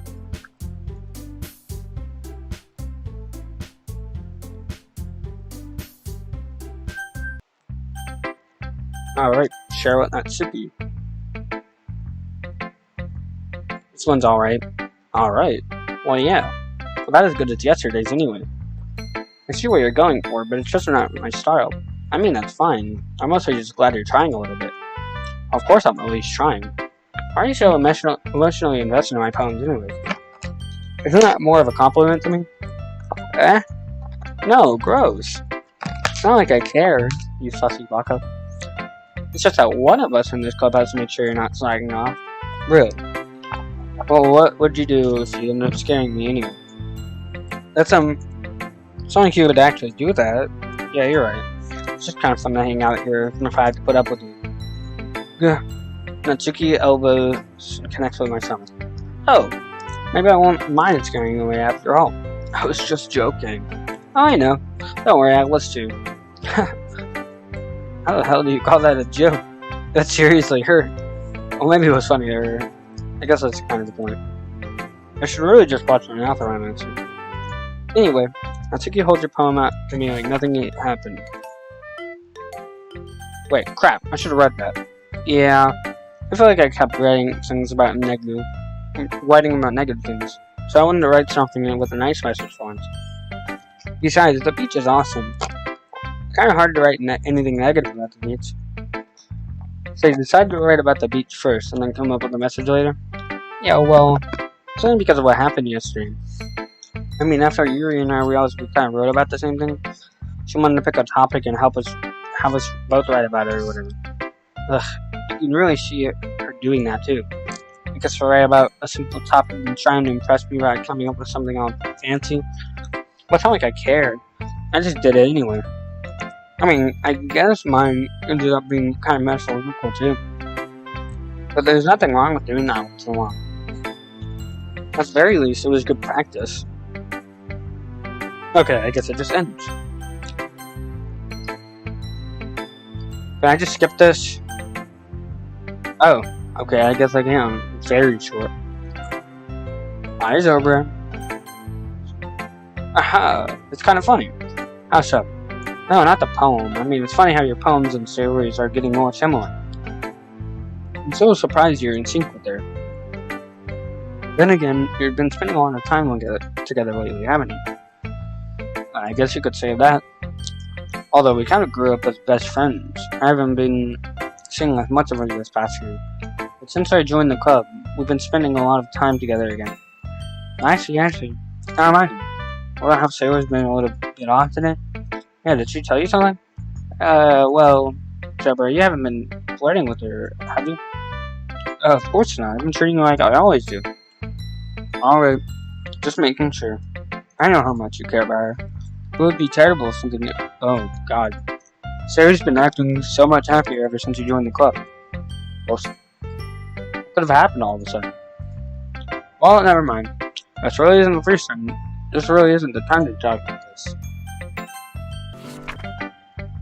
Skip. I think I can just skip all of Sailor's dialogue.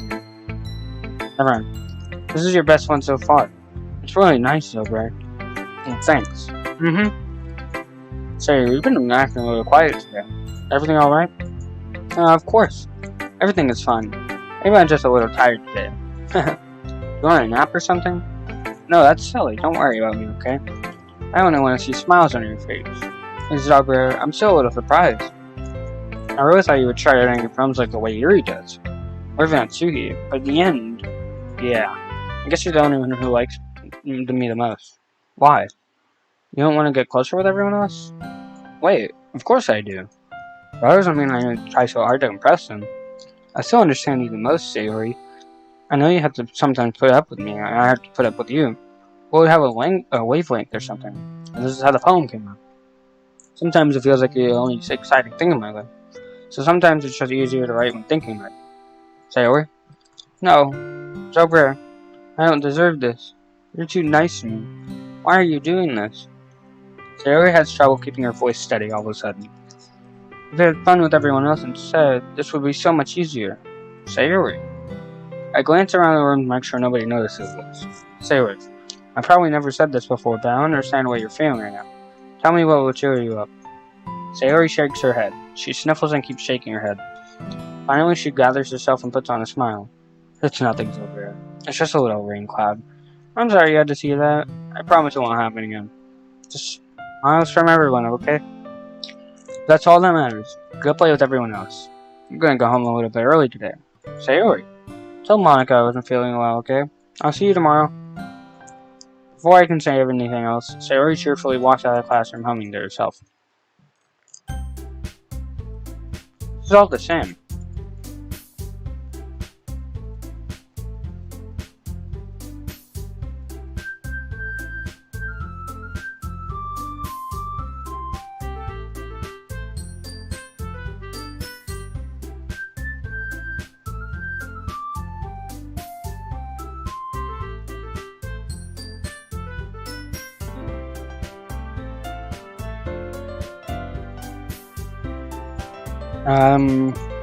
Alright, I'm gonna pick Sayori and then Monica.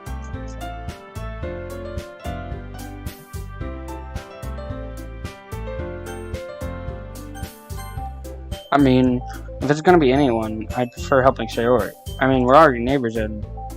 But Monica said that Sayori was helping her. Jeez. You really hate us so much? No. Sorry, I didn't mean for this to be difficult. Just look at the club, okay? Well, I guess I should probably be helping Monica. Yeah, you picked me. Hold on 1 second. Yeah. Monica, you're the one who needs the least help out of all of us. But, I agree with Natsuki. Not only is your work already most suitable for one person, but we already have Sayori as well. But Zobra was the one who, that doesn't matter. You're the one who scared him into picking you in the first place. You're the club president, Monica. You're supposed to make responsible decisions for the club. Monica, you shouldn't let any ulterior motives interfere with this decision. Ulterior motives? What are you saying, Yuri? In fact, it sounds like you guys are the ones with ulterior motives. Excuse me? Oh, I just wouldn't have made such a big deal in the first place. That's completely false, Monica. Yeah, I have a lot of work to do, you know? We won't do as good of a job if you make us work alone. Maybe I should. Think of the club, Monica. If we want our event to succeed, then we need to appropriately distribute our resources. So are you going to do the right thing, President? Okay, I get it. It's technically most logical for Zobra to help one of you two, so I guess that's what we'll do.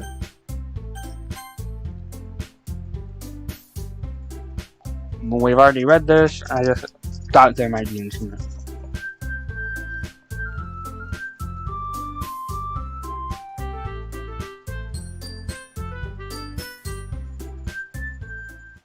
Blah blah blah, blah blah blah. I'm actually gonna do the rest of this day, probably. Not the rest of this day. Well, also the rest of this day, but I meant the rest of the next day.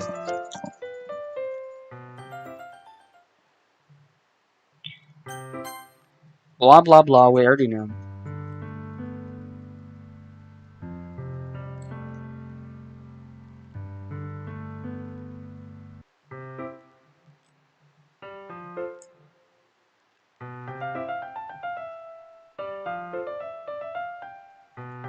What? I already did this scene.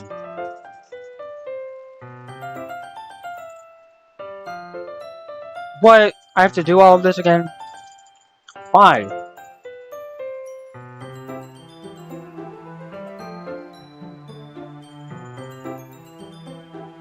I don't know why it just stopped out of nowhere.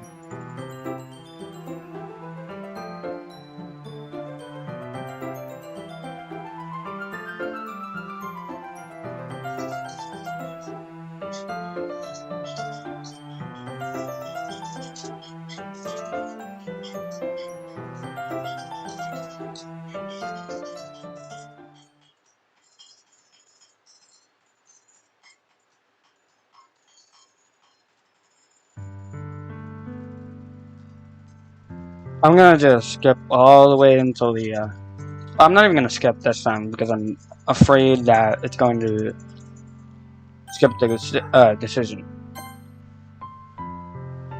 I love you. Those are my true feelings. So there's no way you could like me more than I like you. I should have realized it sooner, but spending time with everyone at the club, making new friends and having fun with you every day, helped me realize that you were truly the most important to me. That's why I'll accept any of your burdens, as long as we continue like this every day. With you by my side, then I will both be happy. Zobra. Aww. Suddenly, Sayori wraps her arms tightly around me. Look at that. This is the most you get to see out of MC in the whole thing. Wait, didn't I tried doing something with this background at some point, but I don't remember what it was. Zobra, is this really okay? Yeah.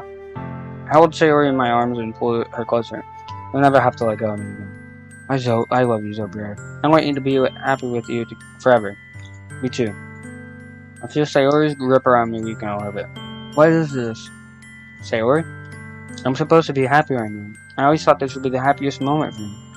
But why? Even now. Why won't the rain clouds go away? They're not going away at all, Zobra. It's okay, Sayori. It might take some time for things to get better again.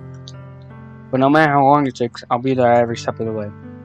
That's all that matters right now. Okay, I trust you. Sayori and I slowly release each other. So, I guess that makes the festival tomorrow our first day, huh? What are you saying? I don't want to think about those things, you know. I want everything to be the same as it always has been, even if we really are a couple. I don't think I could handle anything more right now. Oh, wait. I'm not gonna get perfect route. It's really new and scary to me. I understand.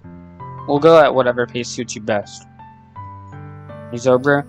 Sayori gazes at me once again, smiles sadly. Even if I get really, really sad, it's the best thing for me, right? I don't really understand what Sayori means by that. Are you saying that this is making you feel sad, Sayori?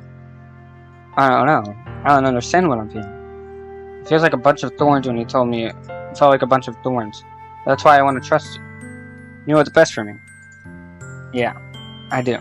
That's my promise. I say that, but in reality, I've never felt more uncertain when it comes to Sayori. I know that I love her and she loves me, but I'm having as much trouble understanding Sayori's feelings as she is. Even though I can comfort her, I keep wondering if I should be doing something more or something different. I know these thoughts will continue to plague me until things are back to the way they were. Is that what Sayori meant by not wanting things to change? I don't know. But I know that I'll give it everything I've got. She's the most important person to me, and I'll do whatever it takes to have a happy future with her.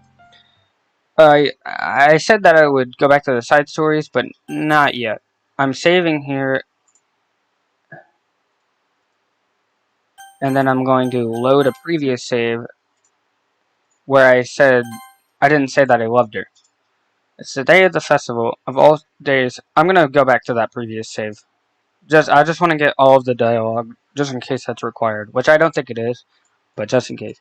But Sayori isn't answering her phone. I considered going to her house to wake her up, but decided that's a little too much. Meanwhile, the preparations for the event should be nearly complete. The banner Yuri and I painted is dry, and I gently rolled it up to take it with me. She sent me a pleasant text reminding me not to forget anything, and I reassured her. Funnily enough, I probably feel the same way as Natsuki about the event. I'm more excited for it to be over so I can spend time with Yuri and Sayori at the festival. Knowing Monica, I'm sure the event will be great too. Zobra, you're the first one here. Thanks for being early. That's funny. I thought at least Yuri would be here by now. Monica is placing little booklets on each desk in the room. They must be the ones she prepared that of all the poems we're performing. In the end, I found a random poem online that I found... Wow, okay. So that's the one I'll be performing. I'm surprised you didn't bring Sayori with you. Yeah, she overslept again, that dummy. You think that God, it's so hard to read that. I say that, but I suddenly remember what Sayori told me yesterday, and I suddenly feel awful, knowing it's not nearly that simple for her. I only said it because of the way I'm used to thinking, but maybe I should have gone to wake her up after all. You should take a little responsibility for her, Zobra. I mean, especially after you exchanged with her yesterday. You kind of left her... I hate that line. Exchange? Monica, you know about that? Of course I do. I'm the club president, after all. But I stammer embarrassed. Did Sayori really tell her about that quest? Tell her about it that quickly? About how I basically turned down her confession? That makes me really seem like the bad guy here. But I'm the one who knows what's best for her, right? Geez, you don't know the full story at all, so don't worry. I probably know a lot more than you think. Monica is being friendly as usual, but for some reason I felt a chill down my spine after hearing it. Hey, do you want to check out the pamphlets? They came out really nice. Yeah, sure. I grabbed one of the pamphlets laid out on the desks. Oh yeah, they really did. Something like this will definitely help people take the club more seriously. Yeah, I thought so too. I flip through the pages. Each member's poem is neatly printed on its own page, giving it an almost professional feel. I recognize Natsuki's and Yuri's poems from the ones they performed. What's this? I flip to Sayori's poem. It's different from the one she practiced. It's one that I haven't read before. Just a bunch of that. Get out of my head before I do what I know is best for you. Before I listen to everything she said to me. Before I show you how much I love you. Before I finish writing this poem. But the poem is never actually finished. It just stops moving. What is this? Reading the poem, I get a pit in my stomach. Zobrare, what's wrong? Nothing. This poem feels completely different from anything else Sayori's written. But more than that, I changed my mind. I'm gonna go get Sayori, so... Well, alright. Try not to take too long, okay? I quickly leave the classroom. Don't strain yourself, Monica calls that out after me. I quicken my pace. What was I thinking? I should have tried a little bit harder for Sayori. It's not a big deal to at least wait for her or help her wake up. Even the simple gesture of walking her to school makes her feel really happy. Besides, I told her yesterday that things will be the same as they always been. That's all she needs, and I want to give her to her.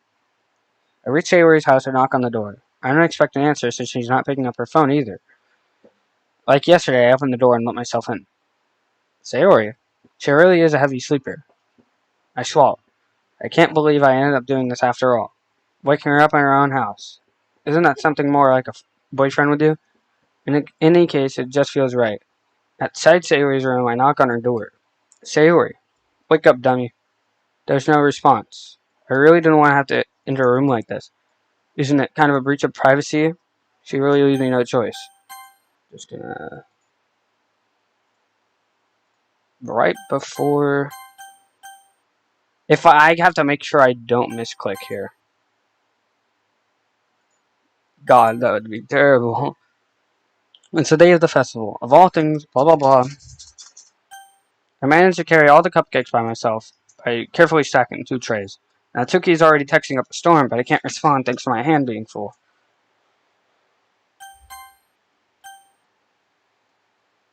That we're a couple now? I didn't really plan on bringing up with anyone yet.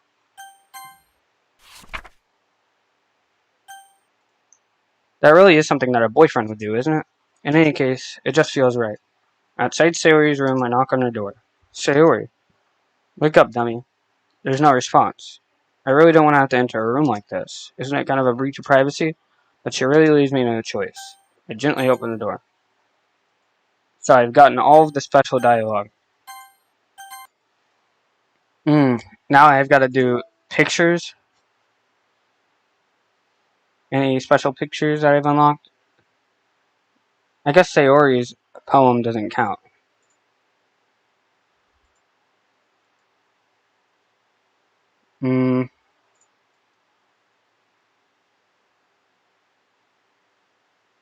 I had a feeling I would get something from that. Alright. And then there's one more music track. What is it? It can't be my... Oh, is it My Feelings? I could have swore I heard that song before that.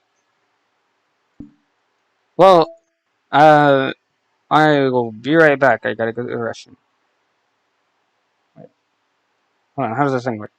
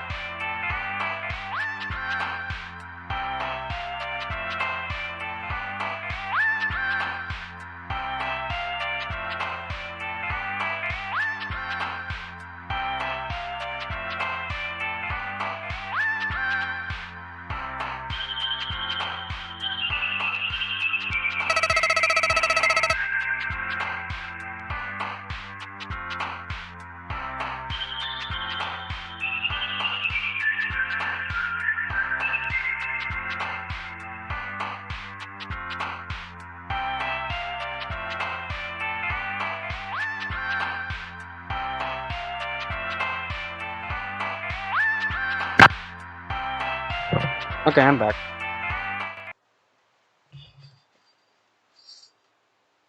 I just want to make sure everything's on the stream because I. Okay, good. It looks like everything's right. The last side story. It's only been 1 day since Yuri's letter was delivered to Natsuki with Monika's help. Because Yuri chose not to attend the club meeting that day, she and Natsuki haven't faced each other since. Although it's only lunchtime, Yuri finds herself anxiously counting the hours until she will need to face the outcome of her efforts, whether good or bad. And because the passing by of students was making her feel even more anxious, Yuri... Wait, sorry about the crinkling. I got food. And because the passing of by students was making her feel even more anxious, Yuri picked out the most secluded spot she could spend for lunch. Because the because the staircase is under maintenance, no student would have any reason for coming here. It's such a relaxing feeling to have a moment of solitude in the middle of a frantic school day. What are you doing here? Yuri grips her book with enough force to wrinkle the pages beneath the pressure of her thumbs. Well, what are you doing here? I just came to get a drink from the vending machine. The other one is out of the drink I like. Yuri notices Natsuki fidgeting with a few coins between her fingers. She nods, avoiding eye contact. Natsuki, also looking away, shuffles over to the vending machine. It's so quiet that every one of her movements seems to reverberate through the entire stairwell.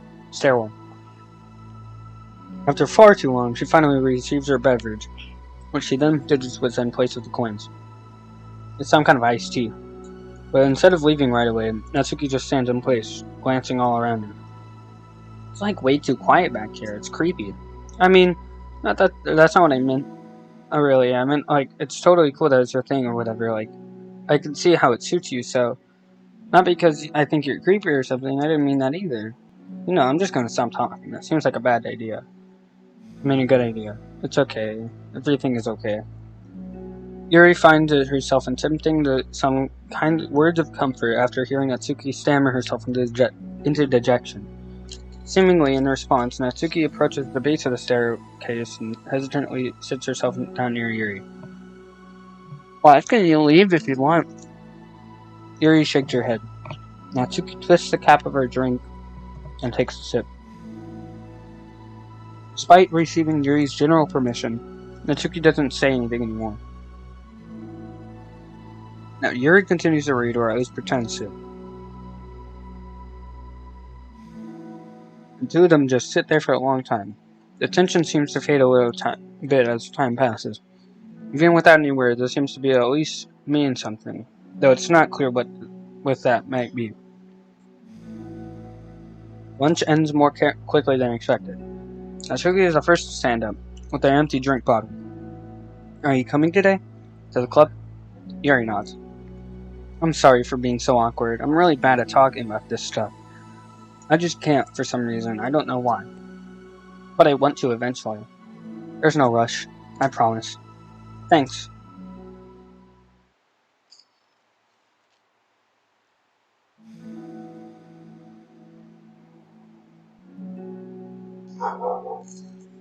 Oh, dogs. It's the next day. Natsuki appears from I don't know why they're barking at. Natsuki appears from around the corner and steps up to the vending machine, glancing at Yuri as she does so. Today she seems to be holding some kind of book as well. Oh, you're here again. Well, I just came here to read this because there aren't any people around here. Oh, I thought you didn't like how quiet it was. I don't. There's no people here. I see. Natsuki sits down. The mood feels much different today than it did yesterday. After yesterday's lunch and the club meeting that followed, Natsuki and Yuri are beginning to feel more relaxed around each other. Although Yuri's letter is still lingering in the back of Natsuki's mind, she continues to detour around it. But it's okay that I'm here? Yeah, I don't care. I mostly just don't feel like dealing with the crap I get from my friends about it. Especially since, like, they all just assumed I stopped reading manga after joining the literature club. Not that I'm trying to hide it from them exactly, but I just don't want it to come up again now, after I've waited so long for this new volume to come out. Literally months at this point. don't have other friends who are into manga? Not unless online friends count. And Sayori. But that's different because she's not exactly into it. She just likes it, you know what I mean? Honestly, you're lucky that the books you were into at least just look like books, so you don't have to feel like everyone is constantly judging you by what you're reading. That would be so awful. Especially since I already hate attention so much.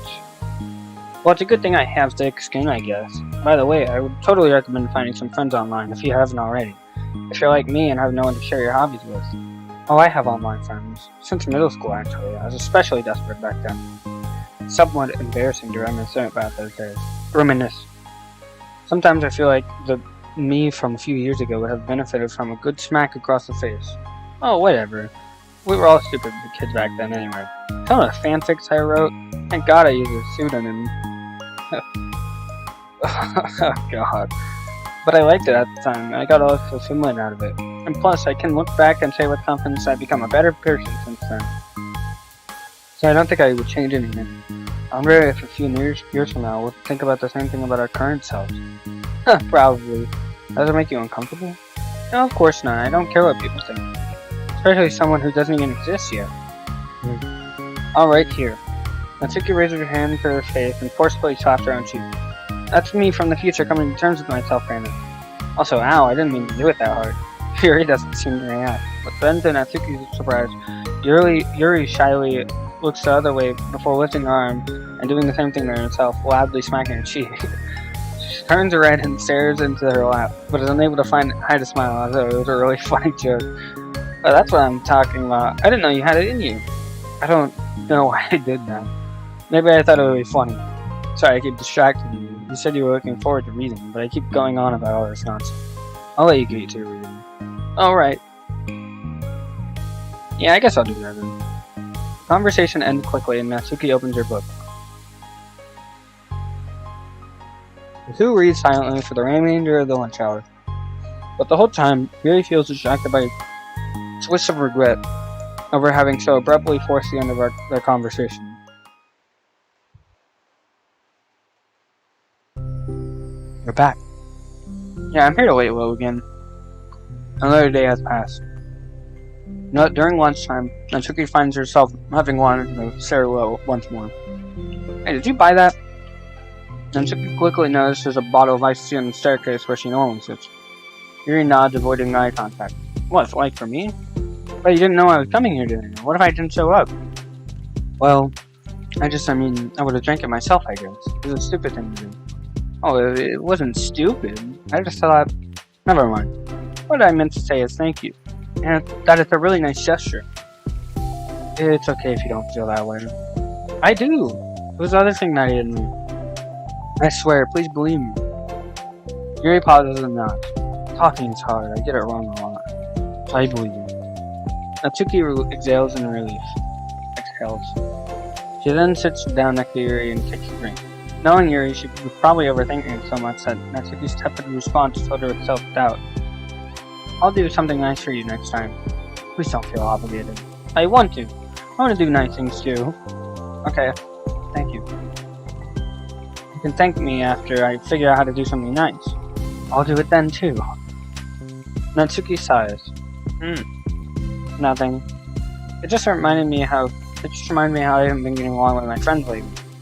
Is that why you've been coming here? Oh no, not exactly. I haven't been avoiding them on purpose or anything. There's just other things I'd rather be doing during lunch today. I like being around them when we're all just having fun. They also just can't take anything seriously. So when I'm, feeling serious, then their attitudes just really get on my nerves. It's only gotten worse ever since I joined the literature club.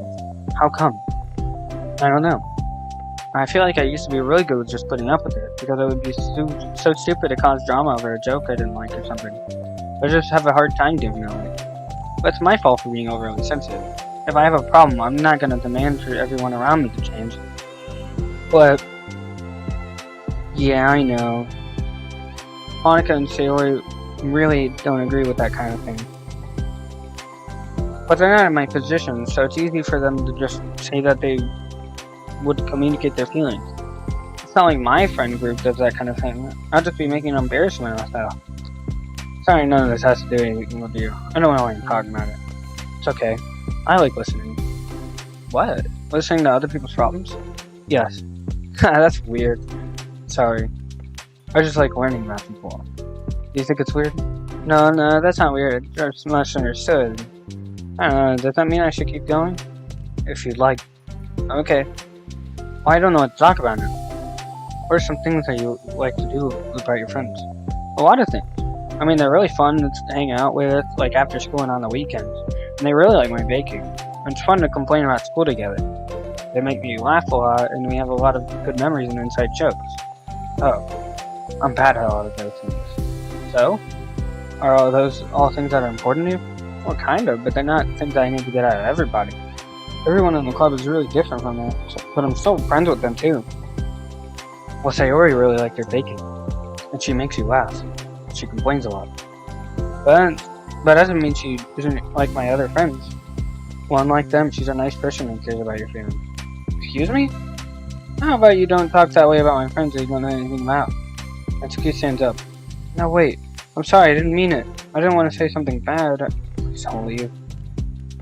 Natsuki sighs and shakes her head.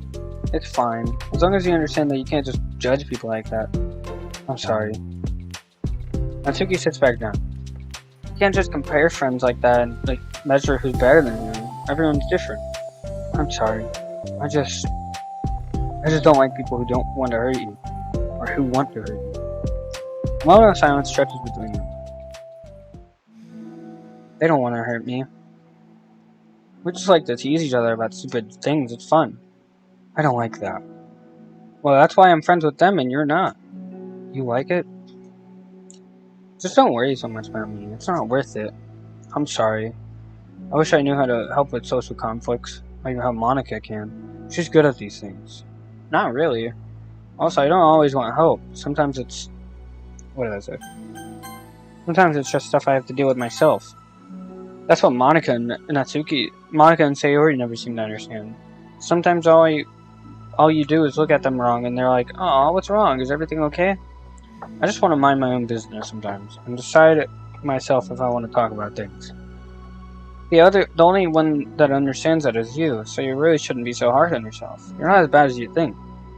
I don't need to reassure me or anything. I mean that.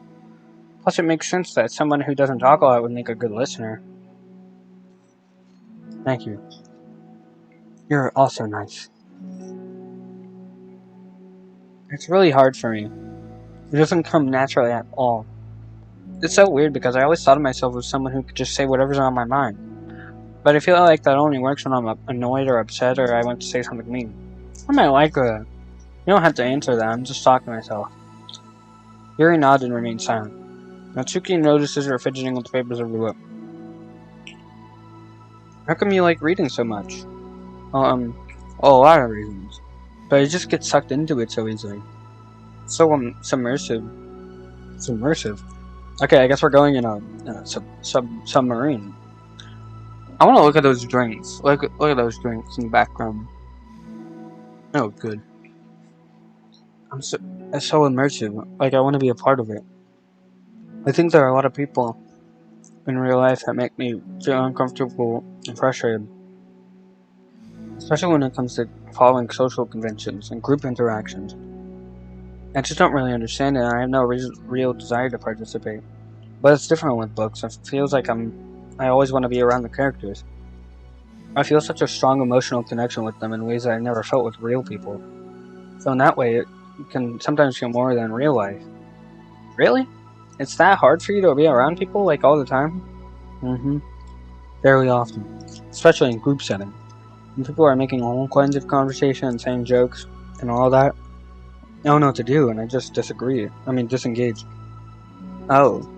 Doesn't it get lonely? I don't think so. I can still enjoy spending time with people one-on-one. And I have online friends too, of course. Do you ever wish that you could be friends with the characters in your books? All the time. Sometimes so badly it makes my heart ache. Yeah, me too. Really? Mm-hmm. A lot. Like more than anything. After Natsuki mutters that, silence fills the stairwell once more. But it's a mutual silence. One full of understanding. Is that the end of that? Yep. Okay, one more side story. I know for a fact this is the last side story. One more. 1, 2, 3, 4, 5. Yep, okay. This has to be the last side story. Hey. Oh, hello. I almost thought you were coming today. Yeah, well, once it's already more than halfway over. And Tsuki had typically been meeting Yuri in the stairwell much earlier, so that had been a good way of dodging her friends when she didn't feel like seeing them. Today she was holding a large plastic container in both hands.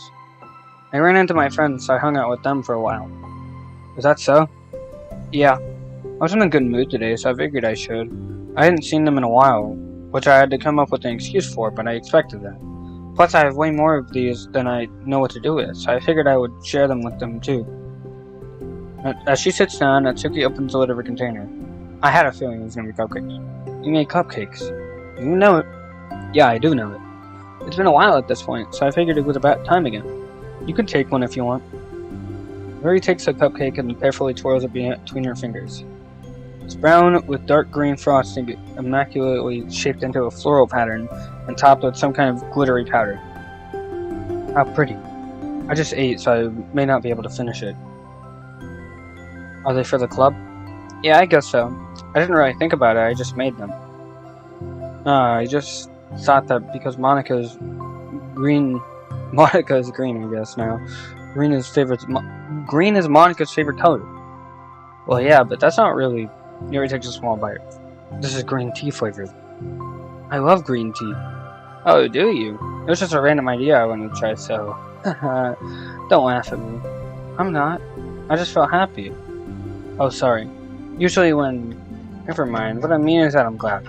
Sorry for saying dumb things again. I just want to say something nice. Do something nice. And this is something I happen to be good at.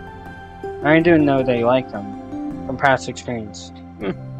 Yuri turns red, recalling the time she treated herself rather generously to Natsuki's cupcakes. Ironically, her mouth is too full of cupcake for her to say an excuse, so she just settles for a disapproving look. How did you get into baking? Oh, well, I don't know, it just kinda appealed to me. Well, a few years ago, I read this one manga with a lot of baking, so I got like super into it for a while. I was probably making stuff almost every day. But it's something that I always knew I liked anyway. It's like baking is an art. But when you get good at it, it gets more delicious too. I'm struggling to imagine myself putting my heart into something so artistic, knowing that it would be just eaten afterwards. Maybe you're too practical for it. I think I prefer to be on the receiving end. That's my other favorite part about it. It's something that I can do that makes a lot of people happy, like unconditionally. Everyone is always so thankful, and in that moment you get to feel like the bringer of joy. I don't know, it just makes me feel valued. Yeah. So you were able to make up with your friends today? There wasn't really anything to make up with them about. We weren't fighting or anything. You weren't? Maybe I misunderstood. It only turns into a fight if I lose my cool, and that's just unnecessary drama. It only makes things worse. So they're not gonna stop? I mean, it only happens sometimes anyway. It's just the way they are. I'm the only person who has a problem with it. It's not worth it. Especially since I have somewhere to go now when I don't feel like hanging out with them. Oh, I see. The cupcake's empty foil wrapper audibly crinkles as Yuri clenches a fist.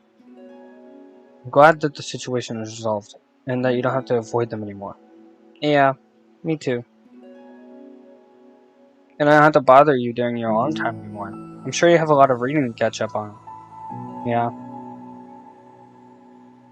I know that the cupcakes are basically nothing compared to all the stuff you've done for me. But it's the best I can do. So you can have the rest of them. Natsuki grabs the box and slides it over to Yuri's feet. Yuri stares at the box. Then she shakes her head and slides them back. You should save them for your other friends. But I made them for you. Natsuki's voice whines as she protests. I know. And I like them very much, exactly as you thought. You succeeded. But I know you care about making your other friends happy too. And this is the way you know how to make that happen.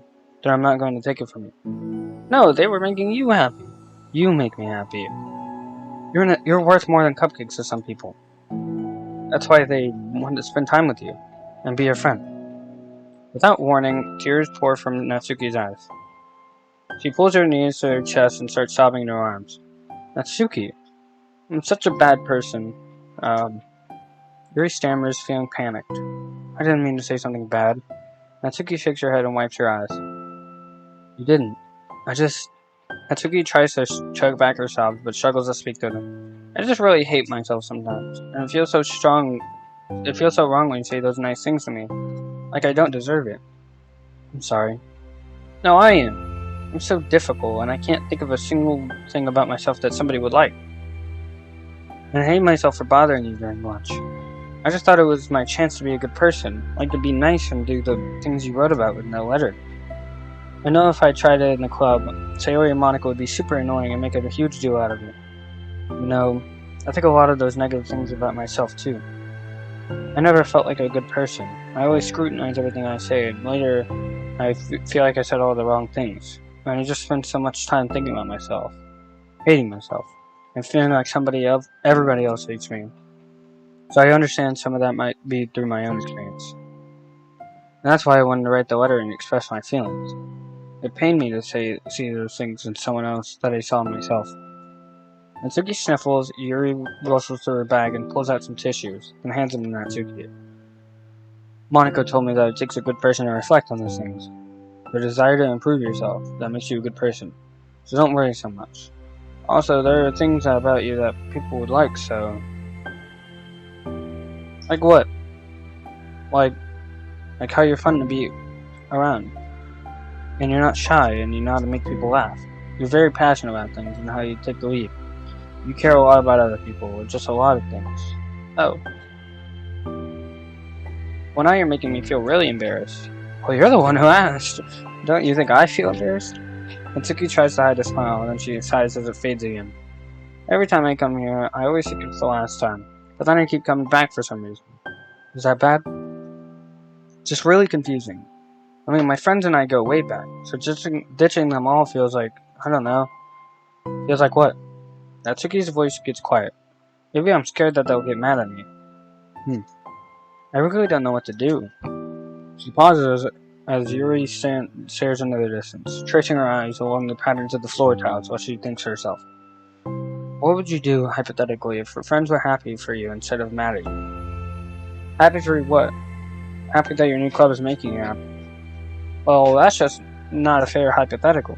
Natsuki says that, but with little confidence in her voice. I always told myself that I don't rely on the approval of others to be happy.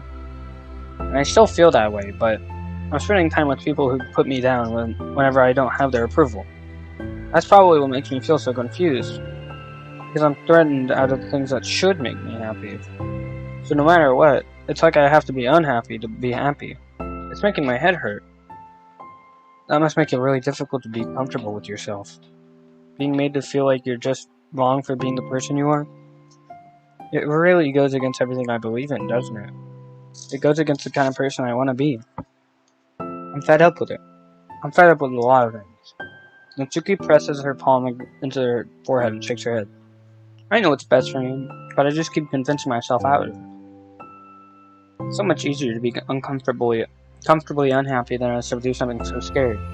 To do what? You know, to end it. With them? Natsuki nods. I didn't know you were actively considering that as an option. I wasn't until recently. It's just one of the things where, like, it's been a certain way for so long that you just get used to it. And so much of you have gone into it. So much that it feels like that's just how your life is. And throwing it away is like throwing away such a big part of your life. It makes me so sick. It makes me feel sick to think about. Natsuki sighs. It's just really scary and it's terrifying. What are you scared of? I don't know, a lot of things. Like being alone. Not having anyone to talk or hang out with. Not being able to replace what I have with them. I don't want them to hate me. I'm scared they'll hurt me for going against them. Physically? Not physically, but... Yuri clenches her fist. Natsuki. What? If anyone even thinks to cause you harm, I will unleash hell upon them. Natsuki snorts in laughter. Don't laugh at me. Sorry, I like that. That's all. Oh. Why, I meant it. I know you did. Natsuki gives Yuri an endearing look. I needed it. As the conversation lapses, Natsuki slides against her box of cupcakes over to Yuri. Just take them, okay? I don't want other people to have them anymore. Are you sure? Natsuki nods. I'm sure. I will then. I'll enjoy them. Natsuki looks away, but a feeling of warmth spreads through her. She holds on to that feeling, knowing it will give her courage. There's still a CG that needs to be shown. Ah, you're here first today. Mm-hmm. And you brought reading material. Mm-hmm. Natsuki is sitting in her usual spot, this time holding a volume of manga while her lunch sits beside her. Yuri sits down as well and opens her book. It sucks when a good series has to come to an end. Like it's such a big part of your life, and then one day there's just nothing left. It makes you feel so empty. Fortunately, I'm about to experience that myself. I'm on the last book of this series. That sucks. But there's also something satisfying about letting a story conclude. I don't know if I wanted to let it go on forever. Maybe. But there are some things I wish could. On the other hand, have you read something that overstayed its welcome? Yeah, definitely. I could think of at least one thing I've read that got pretty unbearable like halfway through, and the ending really sucked. So it sucks when something good has to come to an end, but it also sucks when they just keep inventing more plot until you don't like it anymore. I guess it sucks either way. Well, that's the nature of all things. They come to an end. Who follows silent? It's slowly while making their way through their respective reading material. Except Natsuki doesn't seem to be touching her food at all. You don't go out during the weekends, right? Excuse me? Like with friends at the mall or downtown or whatever. I'm a total shut-in. Oh, my bad for making assumptions. I'm sure I go out less often than other people like you and the others in the club. I don't really meet with friends and arbitrarily spend time with like that. I'm usually meeting with my board game group. Board game group? It doesn't matter, it's just more nerdy stuff. Why are you asking anyway? I was just curious. I just realized I couldn't picture it, so I was just curious. Yuri looks at Natsuki and realizes that she's shaking. Don't look at me like that. Sorry. Natsuki pulls her knees into her chest and puts her head down. I can't take this. Did I do something? Nobody's talked in chat for a whole hour. Jeez. Yuri gets flustered, her mind racing over what she may have said or done. I did. I ended it. I texted them earlier telling them, and then I just blocked them because I'm so afraid of their response, and it feels like I'm dying inside. Oh, that's... I'm sorry. Totally unsure of what to do, Yuri can barely find any words of support to offer. Meanwhile, the sound of Natsuki's unusually hard breathing fills the air. Then she speaks again, barely above a whisper. Help me. I feel sick and I want to hit my head against things. Please help, I can't take this. I may be having a panic attack. With that realization, Yuri's demeanor suddenly changes. I have experienced this, so I'll help you through it, okay? Natsuki meekly nods through her rapid breath, head still buried in her knees. Yuri slides over to Natsuki and sits on the step behind her. Then she puts her hand on Natsuki's shoulders. Can you feel my hands? Natsuki nods. Her shaking becomes much more apparent through Yuri's sense of touch. Yuri keeps her voice low and gentle. You're safe right now. You're in a good, safe place, where nothing can hurt you. Natsuki nods once more, although Yuri is only touching Natsuki's shoulders. Let me see that. Shoulders. She can practically feel her racing pulse to the base of her neck. We'll do a breathing exercise together. All I have to do is listen to my breaths and breathe along with me. Let's breathe in now. Yuri takes a deep, slow breath. Beneath her hands, she feels Natsuki's shoulders rise as Natsuki takes a breath of her own, trying to mimic Yuri.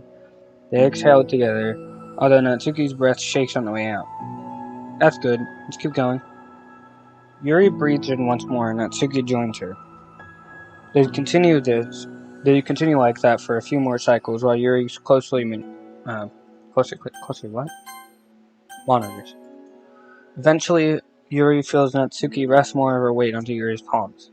Let's focus on the physical world. All I have to do is focus on the feeling of your breaths going in and out, and the weight of my hands on your shoulders. You're in a safe and comfortable physical space. Minutes pass in silence. By now the worst of it has passed, but Yuri is determined not to move away until Natsuki prompts her to. Meanwhile, Natsuki has lifted her head off her knees, and her breathing has mostly steadied. Then she takes a final deep breath and slowly pulls herself to her feet, causing Yuri to let go. She stretches her arms. I'm sorry, I didn't mean to freak out. I don't know what my deal is. You don't have to apologize. This must be enormously stressful for you. Is that going to keep happening? It may or not. It may or may not. We can take measures to help prevent it in the future, but I think it will naturally get better over time. Natsuki motions to sit back down again, so Yuri moves over. Yuri turns her away to pick up her open book from the dusty floor, which she had hastily sat down earlier. She brushes the dust off the cover. I don't think I could have gotten through that alone. You're not alone. Feeling shy again, Yuri speaks into her own lap. From now on, you don't have to do anything alone. As she says that, Yuri tenses up. It's rare for her to so openly share her thoughts. Something about Natsuki of all people makes it feel so much more natural to do so. Perhaps because, like Yuri, Natsuki is so timid and uncertain of herself. Natsuki does such a good job at hiding it that it's taken a long time for Yuri to finally realize it.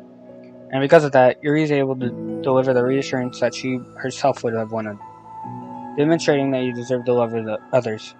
If you can accept that for the first time, then perhaps you can begin the tumultuous journey of learning to love yourself. I think that's the first time I've ever said that.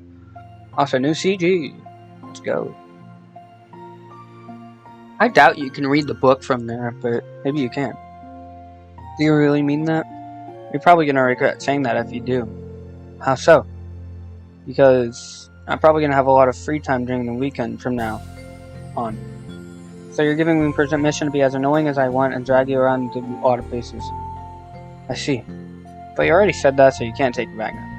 Well, I suppose I have no choice but to accept that responsibility then.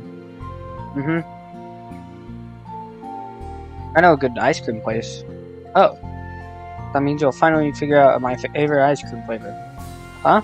What are you talking about? Oh, you don't remember? The first time that you came to the club, you guessed everyone's favorite ice cream flavor, but for me, you said you had no idea. Oh, that's a nice callback. Seriously? I don't remember that at all. Oh wait, yes I do. I said it was probably green tea. Yuri shakes her head. It's a good guess, but my favorite is usually to get chocolate or raspberry together. Ugh. Terrible. That's why she's my least favorite. No, I'm just kidding. Chocolate and raspberry. How fancy. How's that fancy? Oh, I don't know. I feel like I should have guessed something like that. Well, maybe next time I'll try chocolate and strawberry. Hey, strawberry's my favorite. Oh, really? Who would have figured? What a coincidence. I think it helps to have something to look forward to. I still have this sick feeling in my stomach, but it's easier now to convince myself that I did the right thing. Is there anything better that I could be doing? Not that I know of. There's nothing that will make this easy for me, and you already did more than I thought anyone could. Come to think of it, we never talked about the letter you wrote.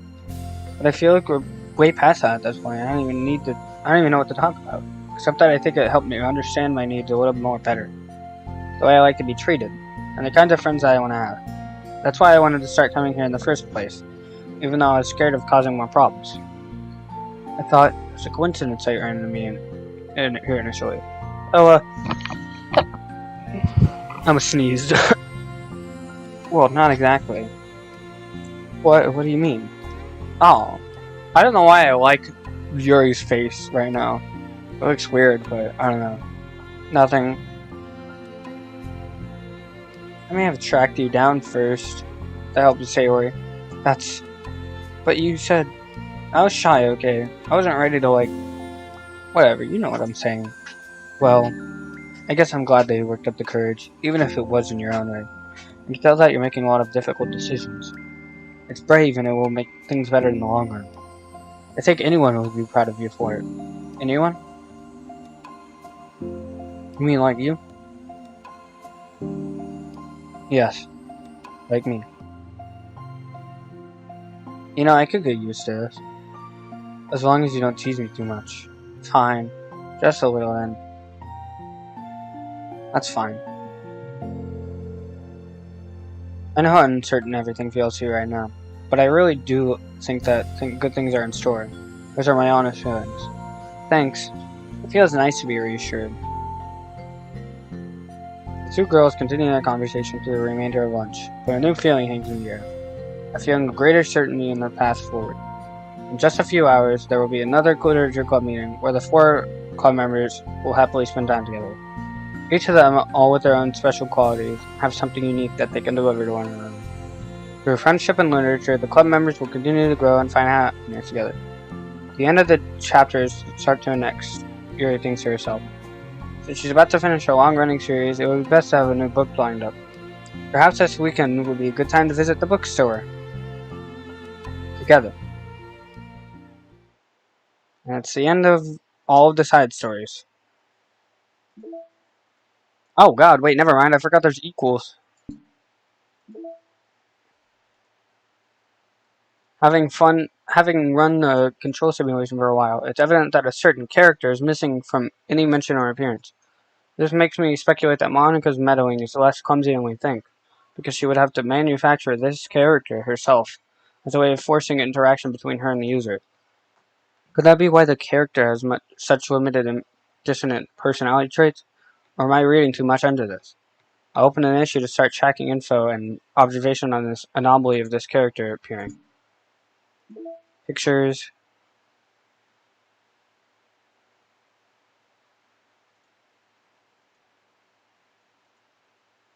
And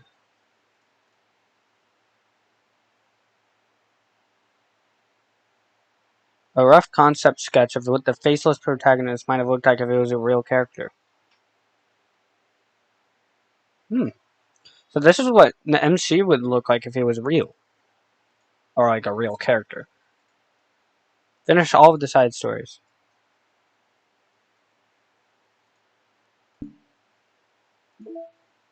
So equals.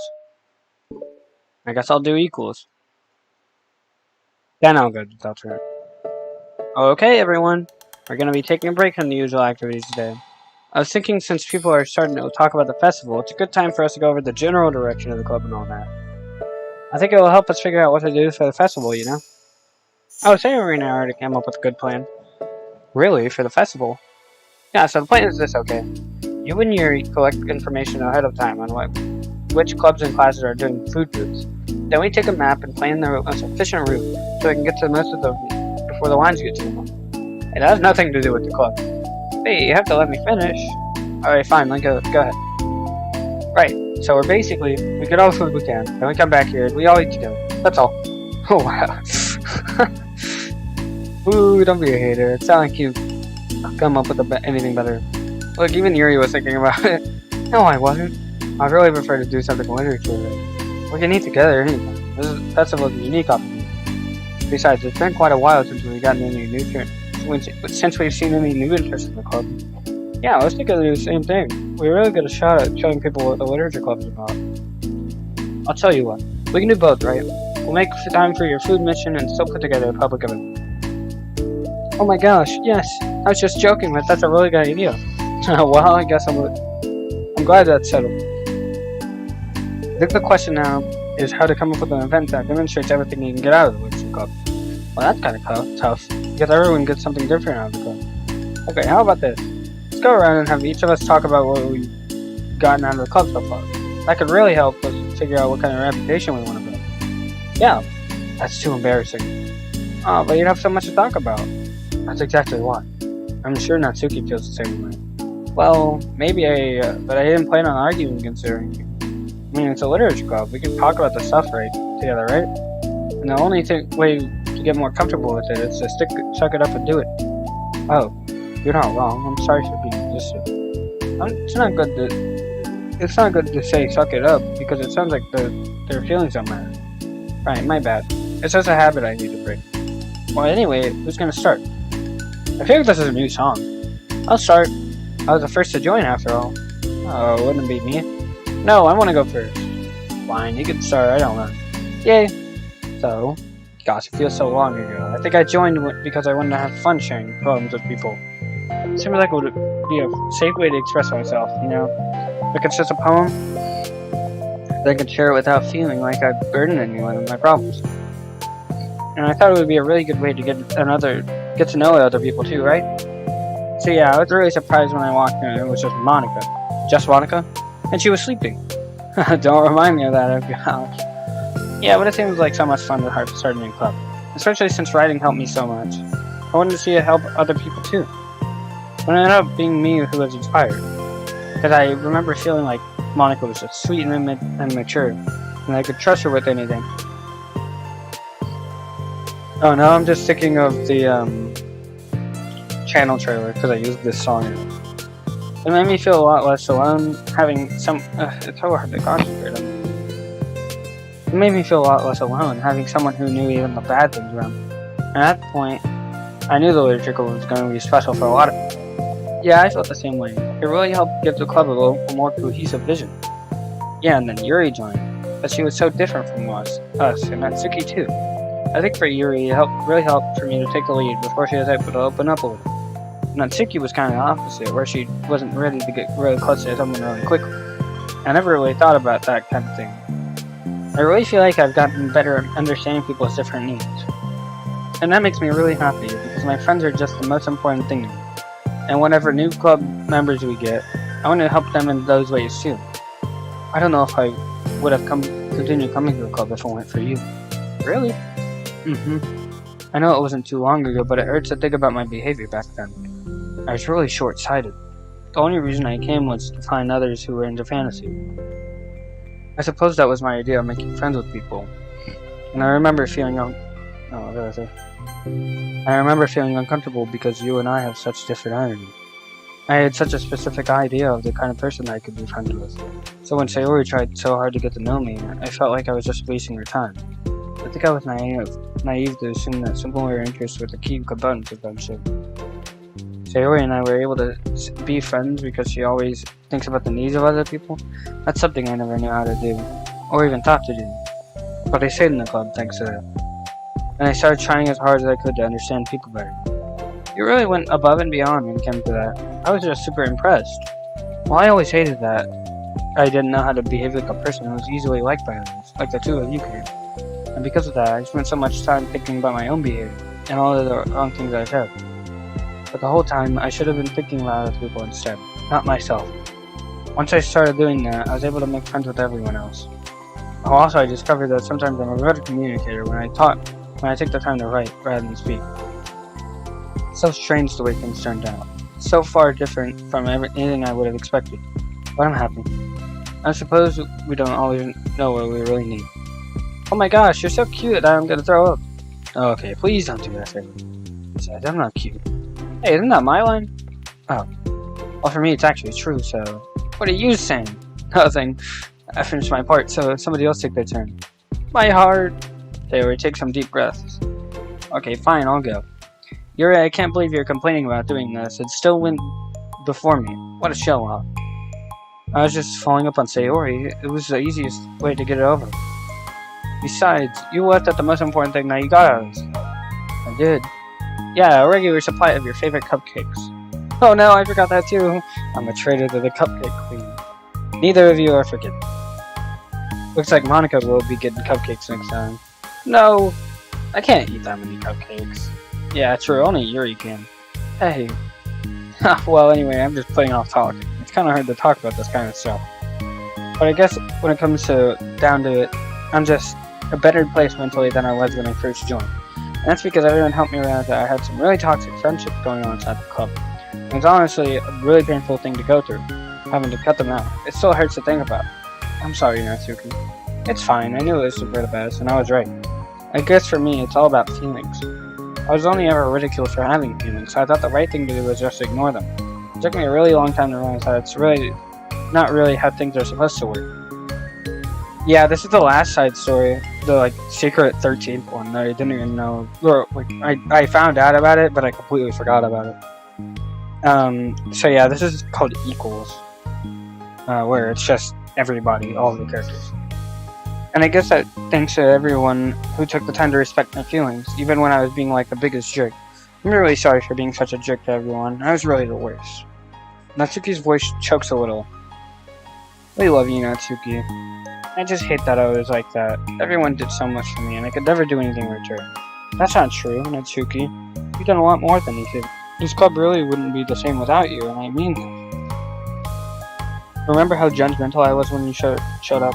It was like I couldn't accept anything other than my own idea of what a literature club was supposed to be. Apparently, that was more important to me than the opportunity to bring you some happiness. You really taught me that anything that makes someone happy is worthy of respect. You even inspired me to start playing piano. That's something that means a lot to me. There's no need to put yourself down. Oh, also, I should explain that I got through all of the routes on the main game, and I'm actually at the very last line of Act 1, gently opening the door. I'm on that last line. Okay, Natsuki wiped her eyes. You helped me a lot too. It's so much fun to have you around, and you helped me become a better person.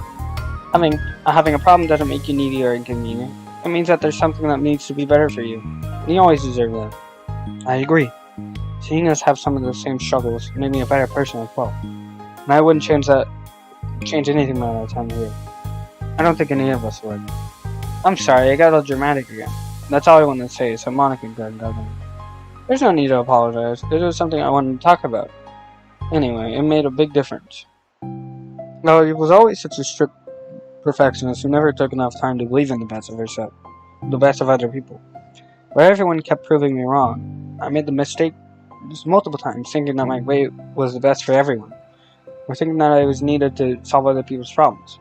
But I think being a leader means that you have to acknowledge that you're not perfect, and that the best thing you can do is help guide other people, rather than do everything for them. We're all good people.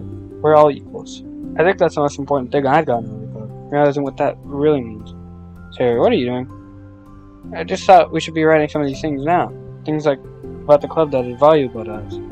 A piece of chalk in her hand, Sayori writes the word trust on the chalkboard. This is because you showed me that I could trust you with everything about me, not just my good side. Suddenly, Yuri takes a piece of chalk as well. She writes understanding. I owe a lot of gratitude to everyone that took the time to understand me, even though it was difficult for me to express myself. In that case, Monica takes a piece of chalk as well and writes the word respect. I always thought I was a respectful person, but it took the club for me to realize that there was more to it than I thought, and I'm a better person because of it. I have another one. Sayori writes balance. Sometimes people want different things out of friendship, or they need time before they're ready to come close. So it's important to keep things balanced, like between you and the other person. That reminds me. Yuri writes reflection. I've always been a reflective person, but most of it has nothing more than hating myself for all the things I did wrong. Once I started reflecting on other people, and not just myself, a lot of things changed for me. So I think that's the most important one for me. That's great, we have a whole list of things now. Suddenly, everyone turns to look at Natsuki. Why everyone talk about the chalk? Don't look at me, jeez. Well, you could have just asked. Natsuki hands her a piece of chalk to Natsuki. Did I just say Natsuki twice? Whatever. Then Natsuki sighs and writes himself up. I don't know how far I've gotten with it yet, but it feels like things are at least on the right track. So there, that's my contribution. Together, everyone stares at the words on the board. Wasn't this club supposed to be about literature? It is. We still do a lot of literature. Friendship and literature. Yeah, you're right. Friendship and literature. Natsuki and Yuri gently nod as well. Hey, let's take a picture together. Alright, I had a feeling it was going to be this. We don't have one yet, right? Hey, you're right. Make sure you send it to me after. Wait, can I brush my hair first or something? Oh, you're fine. You already had the best hair out of all of us. Everyone get together. I can't fit you all in. Okay. Okay, everyone ready? And click! I get to see the picture. Dang! I'm really glad we talked about this stuff. It's easy to forget how far we've come with only 4 members. Yeah, I have so much happy thoughts right now. I'm getting some really good inspiration for a poem. You know, I feel the same way. I kind of want to get some writing done. Me too. I think I would like that as well. Everyone's looking at me again. I'll do it too, but I might not feel like saying it. That's okay. 4 members of the literature club disperse and return to their desk, each equipping themselves a pen. Natsuki and Yuri give each other a quick glance, then start writing immediately. Sayori stretches, then does the same. But Monica is left tapping her pen against the paper, unsure of where to start. Just move your hand. Monica Master herself. Light the way into your heart. Her mind full of thoughts, memories, and inspiration, Monica navigates past her mental barriers and begins to write. That doesn't matter what, just that it's something new. Oh. Is this like it's a second credits or something? Oh, this sounds really good. Oh.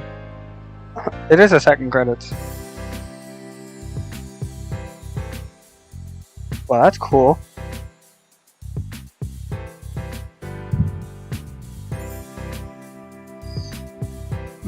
Oh, I guess I'm gonna see it in a second after these credits are done.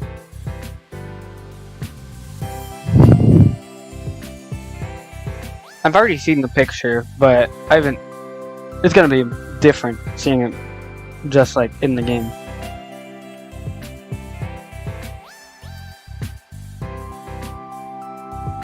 Wait, was that? Is this music? Hopefully it's in the music player.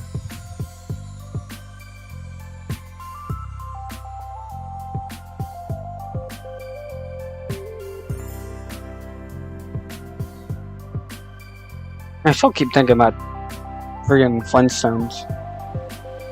What, is this supposed to be like the trailer theme? But like, not exactly? I don't know.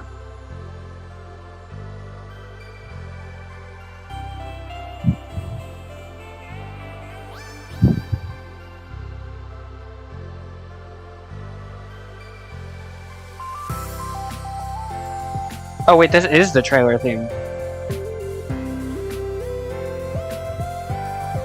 Finally, I get to hear it. What? Wait, is this song in the music player?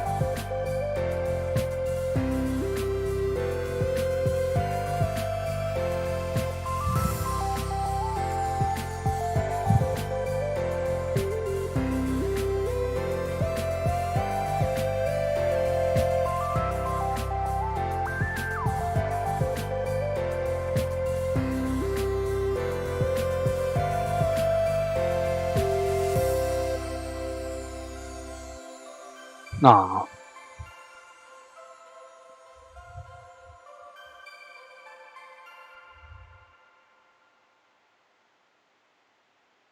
Wait, isn't there a second version of this? I thought that was like a silly version too. Maybe there is. Ooh, achievement unlocked.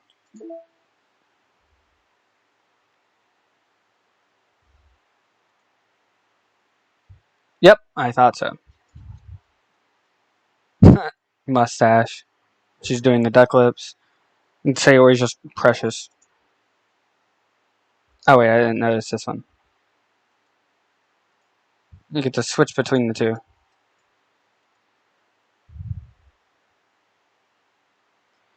Well, time to get to the oh god. I don't know what I'm gonna do here. I might leave it, just like let you see it. I don't know if I should take away. I don't know if I should turn off the like not turn off the stream, but like make the whole like screen not show. You'll hear the music or whatever. I don't know if I should do that, or if I should just like let it play. Because it's the part, you know, the scene right there. I've already done everything for the routes, all of the routes. But it's like it's hard to decide on what I should do about this. Yeah, it's at the scene. I don't know if I should like just black out the game while it's playing, because it's not like I haven't showed this I haven't showed this scene on stream before. It was just in the speedrun. Also, I don't know. I just want to look at the bottom left. I guess I'll do that.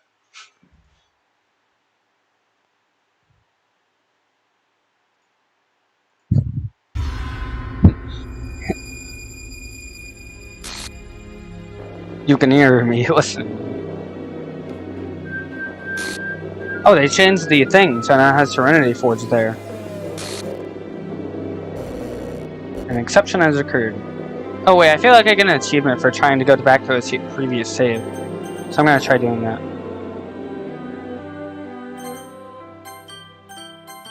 Oh no, I didn't get to see the dialogue. Damn.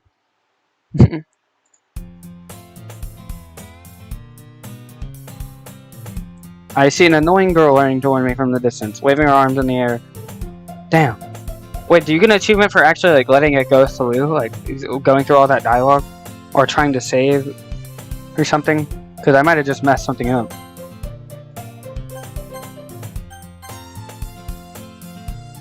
Okay, I guess saving doesn't do anything. That girl is my neighbor and good friend since we were children. You know, the kind of friend you never see yourself making today. Well, yeah, because she's not even real. And fail.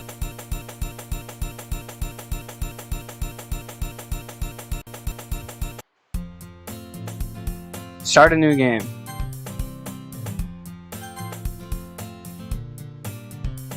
Wait, so in order to get true ending, do I have to go through each of the girls' routes or whatever in Act 2? Or like do the decisions in Act 2 not matter?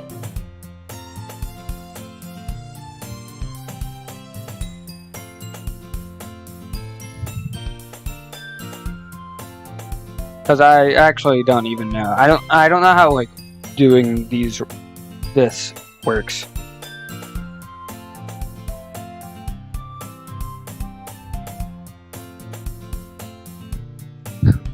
Plus, even like if I had to do all of that, I'm going to go to Deltarune now because I feel like I should.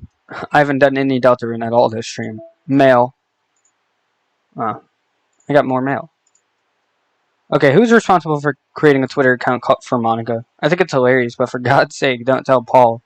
I would get 4 in a microsecond. Are you just replying to her tweets manually, or did you code some kind of pass-through layer to automate it, based on the contents of the tweets, not screaming for help? I assume they're coming from the control simulation? I got a new, picture. Oh, you do get something for it.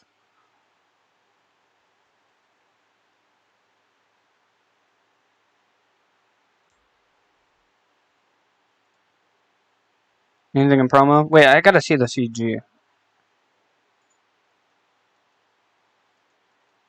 And then music. You get Sayonara.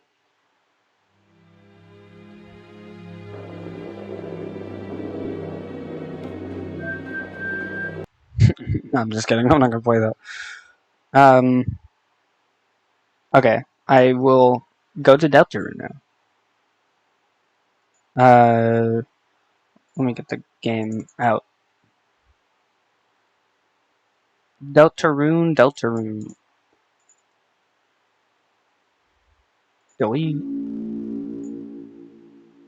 You can literally hear the game, but you can't see it. Okay, now we can.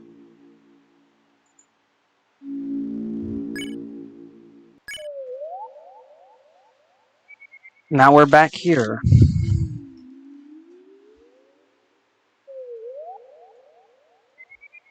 Oh, wait. How do I... Is there like a full screen setting for this game? For Deltarune? Maybe I should have done that before I do it. Yeah, there's a full screen. Maybe I should do that. I think I'm gonna put that as a setting. Let me... Wait, what? Why is it all white?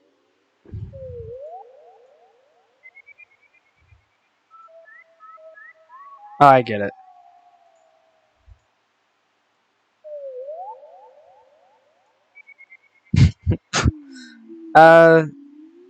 Maybe I won't have it on full screen. Maybe I will, I don't know. If I have it at full screen, you won't be able to see the Doge. Dang.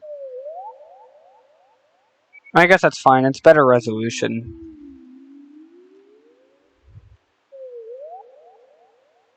How do I go back? I keep pressing escape like it's gonna bring up a menu. Get this burger out of my way.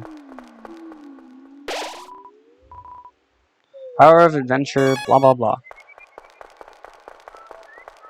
Look at me sprinting.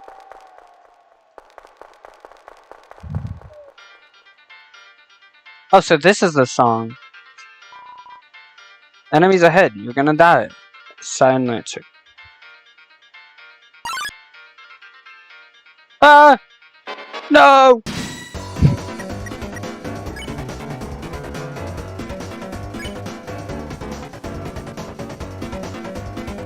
Convince.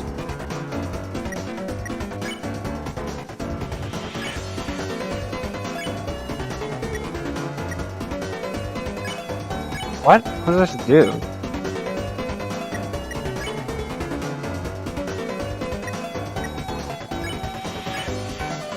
It feels a lot more confusing.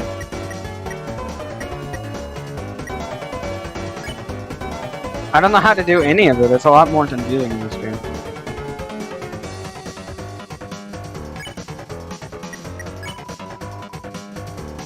We didn't quit fighting. It was utterly swayed. Yeah, I guess that makes sense.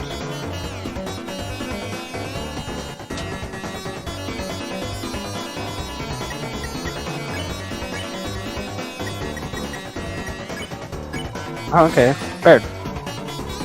You won.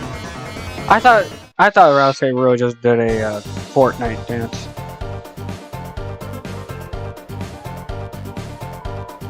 If you're reading this, I guess you're dead. Yeah, definitely. Hey, don't read this sign, it's a work in progress.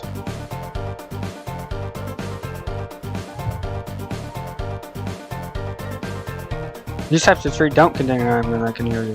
Whatever you don't check the tree and you see a open your meaning. You got it? There are 2 objects hanging from the tree. Take one? No. You got the dark candy. Sure, I'll take one.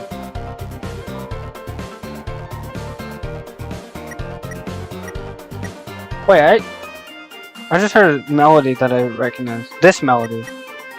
I've heard this before. I didn't expect to hear that before. Hear that. Yeah, aren't you guys gonna even say hi? No. Cool, enjoy being thrashed by various guys. Oh, you came back. If we say hi, we the troops not thrash us?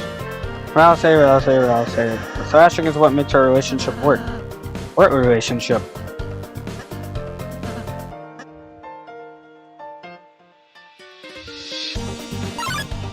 No! What are you gonna do? Just kidding.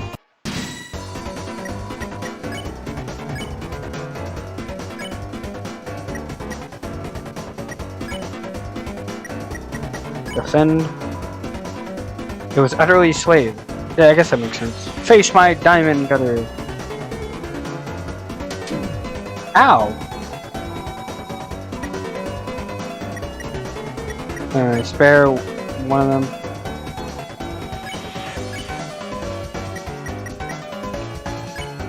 That's not what I meant to do. Spare. I'll say you spared Ruben, but its name wasn't yellow. Along with the guy who gave us. Ouch.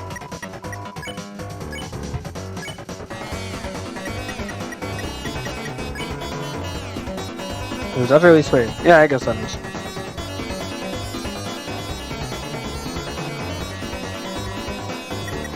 It smells like jewelry.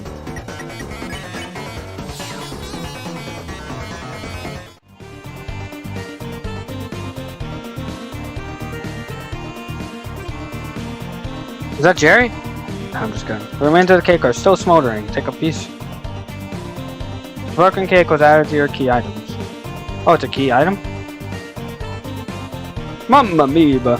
I'm top chef. My latest cake worked me to exhaustion, so I took a little nap. But mamma mia! A scary noise woke me up. A beast was hunched on the table, eating the cake like an animal. I spritzed it with water and it hissed and ran off. But my wonderful cake is... Aw, Chris, that sounds like Susie. I must be going the right way. Let's try to keep her out of any more trouble.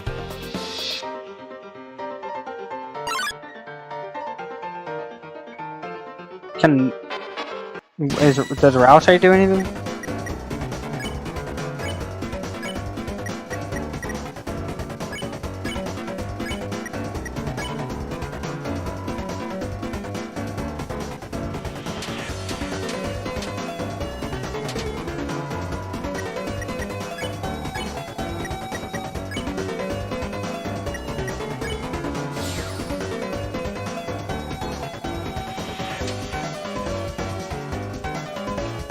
That was cool.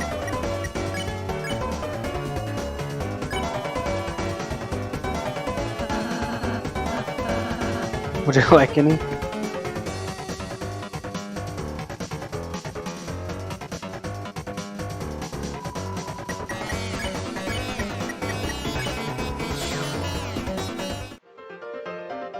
This is cool.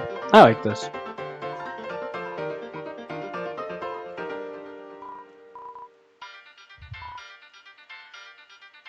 What's over here?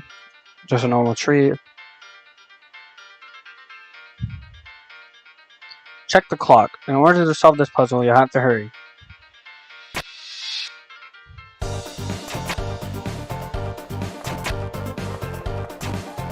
That's not even a puzzle. Oh, it's just me moving.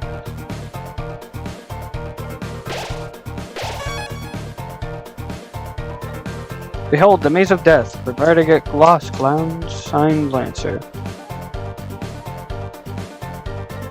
Feeling lost yet? You must be utterly helpless. A monk! Your sense of direction won't save you now. Some sort of enemy. It looks like they got clobbered. Failure. Hey, wait, where am I? Help! Somebody help! I'm lost.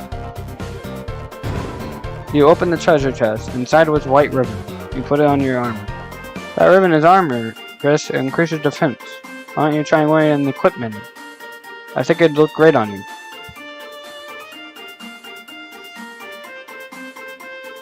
Wait, where's it at?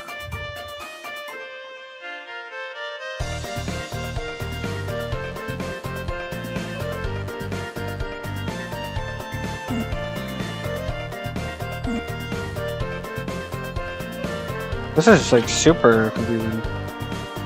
Cuteness and all those. I guess it's only confusing because I don't know anything about this game yet.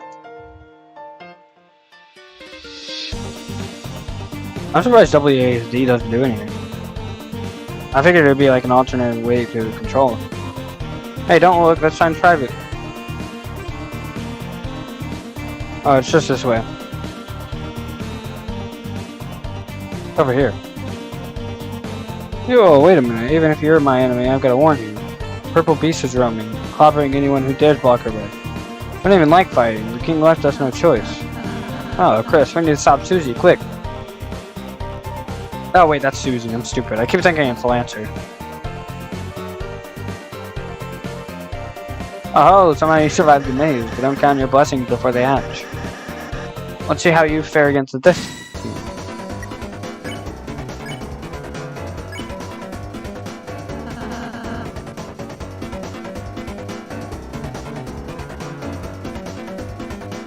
That was easy. Hey, why aren't you guys thrashed? You're totally not outnumbered. I mean a team purely of support enemies.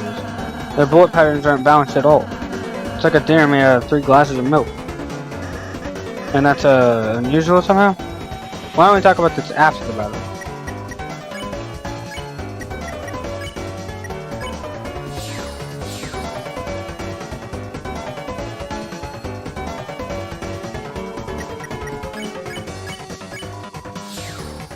Thank God. I didn't mean to press fight. Sweet, how much do I get? You lost, so you don't get any. Oh. Can I have some of yours? No. Fine, later losers. What's up? I thought you were running away. Yeah, I finished. So good. This is a good song. Well, I did it. Oh, I get it. Wait, what? Did my time run out? Oh, I get it, why it was a puzzle. Wait, what?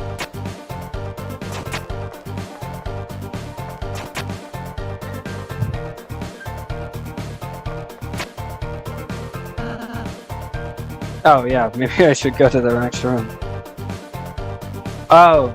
Ugh, open up, you stupid door. Oh, great, it's you guys. Susie, we were ever so worried about you. How'd you get past those spikes before? Walk the room. But this door sucks. Oh, don't worry, Susie. I'll open it. It'll open after we solve the puzzle over there. Nice, tell me when you finish it. Susie, we need you to finish it. Sometimes proceeding will take all three of us. Furthermore, only Chris can seal the dark fountain. So if you don't accompany us, you won't make it home. So you're saying I have to stick with you guys? Yep.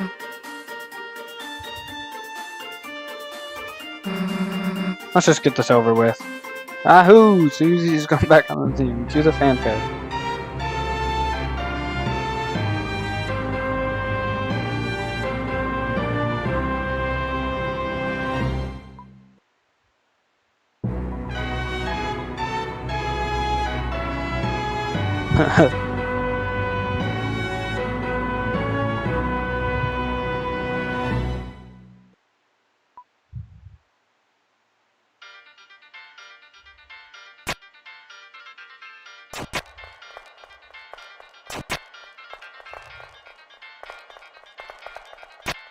Ugh.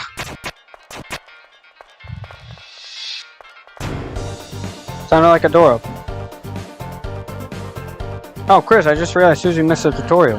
Next battle, we should show her how to act. I think she might really enjoy that.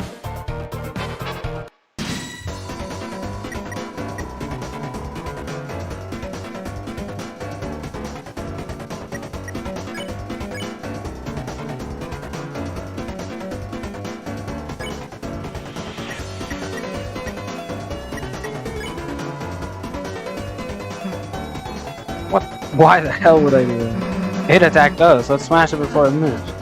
Oh, look, Susie, it seems harmless. If you act nice, we might win without hurting it. Okay, okay. Hey, little guy. I really like the action in your face. Where'd you get it? Chris, maybe we should talk to her.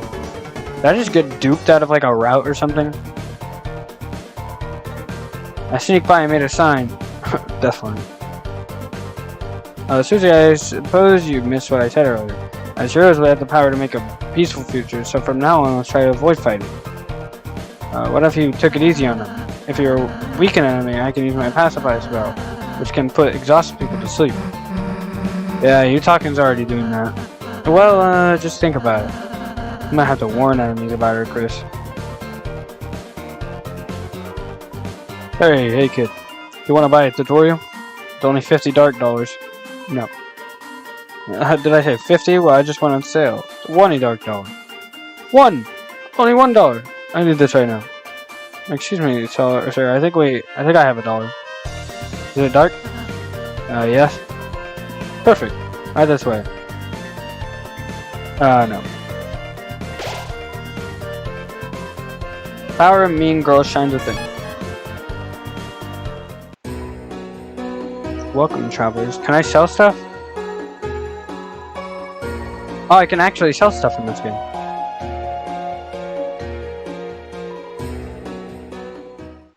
Nah, I don't need to do anything, I think. We're normally puzzle guys, but we've been forced to do tutorials just to make ends meet. When the king got power, he fired everyone and replaced all puzzle makers with him. How the heck do I pronounce that? Ruxel's card? Rules card, maybe? Order the puzzles. Be careful. Whole goals. Monthly tutorial, weekly. I don't know. I'm Chris Master. Ask me about Chris's. If you only act, you might start to think, what about the guy with the scarf in pink? If you know acting will make the enemy friendly, and you can cast pacify if you know they'll get tired. If you plan ahead, a lot can happen in one turn. Who's the master here, me or you? It's a good idea to give us bucks. It'll make you happy and fill you with lucks. Blah blah blah. You got a box, but it got stolen. Oh, I missed one of the rhymes. When HP goes negative, your friends fall down, but bringing them back is easy time. Plain food and spells work like a charm, and with a mint, you can cure all harm. Even normal items in the spell can revive people, huh? Yeah, that's what I'm saying. I'm Susie, Master. That's what talk. Susie loves when you give us money. She will. Nope, don't care. Did I say something funny? Susie always attacks the foe on top. She'll smash them with a crushing chop. She always strikes at the first thing she sees. Oh no, she's looking at me. When Chris uses warnings, Susie can't hit, so make sure to, so there's no reason to use it. Unless you want to not to hurt, so there's no reason. I'll say Master. Rasai loves when you give us money. He will hug you and call you honey. Yeah, that's not true. You don't need money to give me to do that. Rasai has a spell that heals dude. Why use that when you can eat food? Because you won't have to use up an item? I could have avoided all the simple empty calories. Rasai's spells called Pacify. Use it on babies before they cry. What? I really like that spray. It doesn't even look finished to me. What? It safely removes a tired enemy from combat. What if you're fighting a baby? GP, what's CP? That's what lets you cast spells, see? When you see that orange bar, blah blah blah. GP, it's quite a caper. It stands for toilet paper. No, it stands for tension points. What, really? Okay, I actually didn't know that. You get TP when you defend, protect yourself, then cast spells friend. You also get TP by getting closer to bullets. Look for the heart outline when you get close to bullets. You're on bullets with bullets. Because it's important. That's kind of funny. TP only lasts inside a fight. Once you win, it's out of sight. Having extra feels unbearable. No point in saving. It's straight up terrible. The leftover TP turns into extra money at the end of the battle. You mean I only should have been using one square? Oh, lol, I get it. Lol. TP. If you like our tutorials, please throw your money into a hole.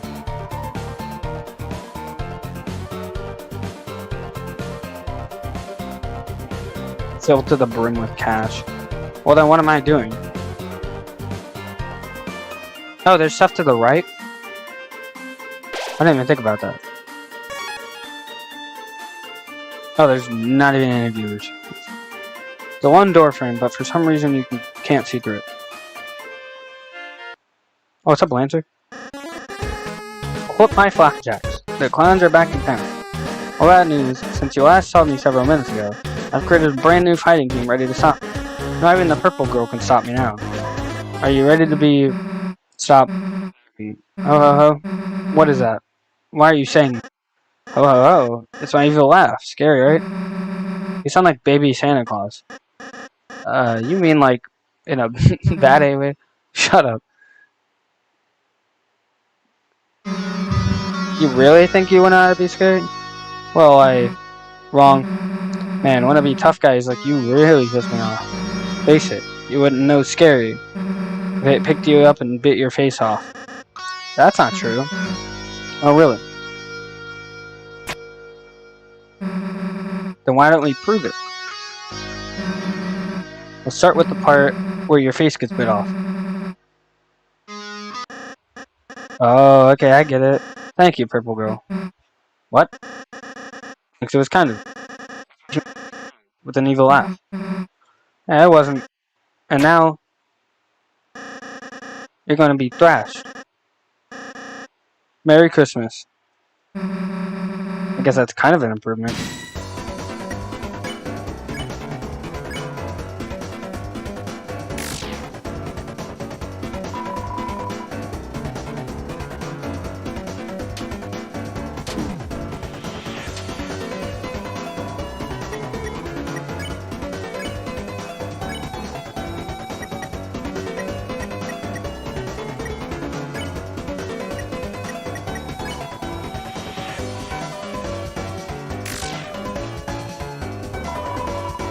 I always wanted a friend just like you.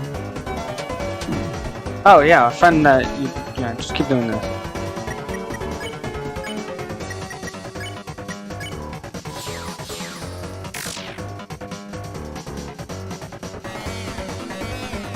We're friends now, la la la. Okay, yeah, just keep fighting me.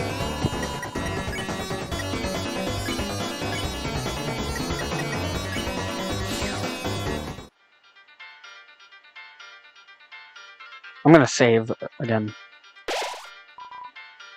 Because I think that, like, gives me HP again.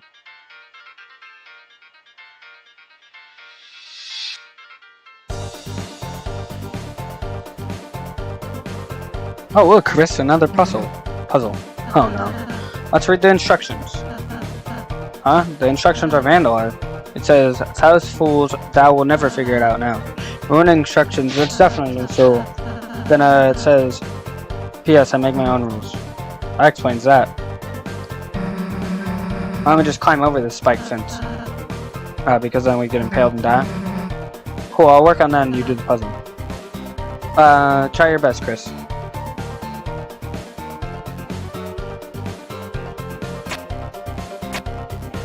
Oh, this is easy. Great job, Chris. I think you're on to something. Hey, Chris, give up whenever you feel like it. It's all good.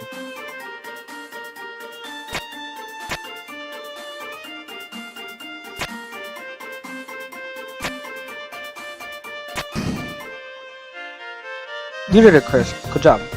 Damn, didn't get to impale myself. Oh well, combined jumps. Good job, Chris.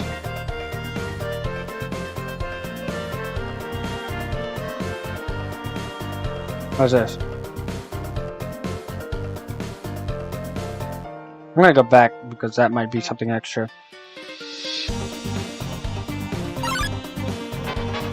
Whatever.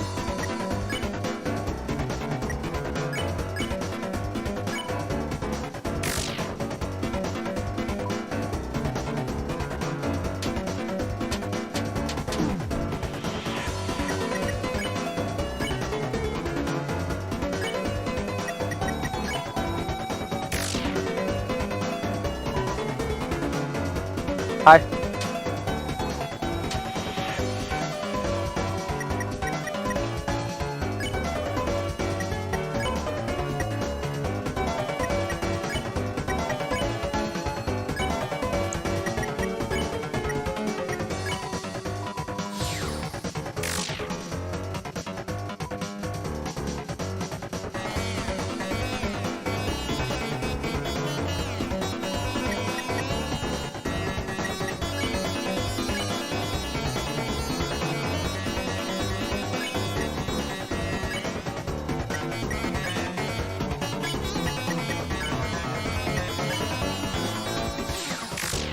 Good. Sorry for not that much commentary. I'm just... I don't know.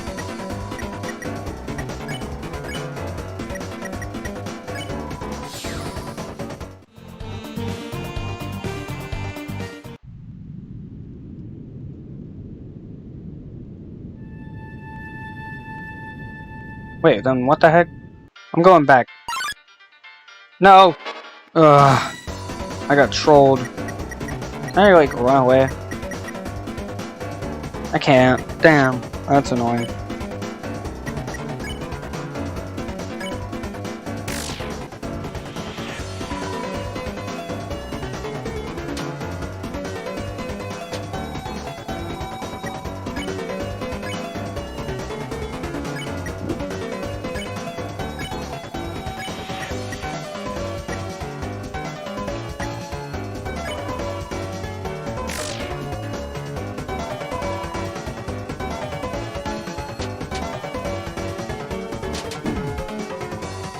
Fail.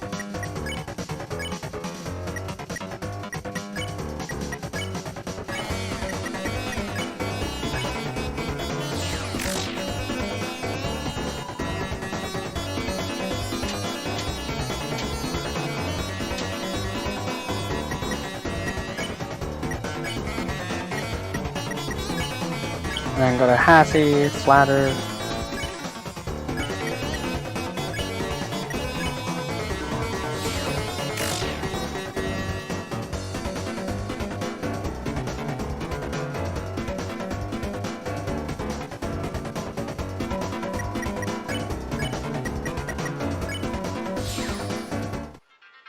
Alright, cool.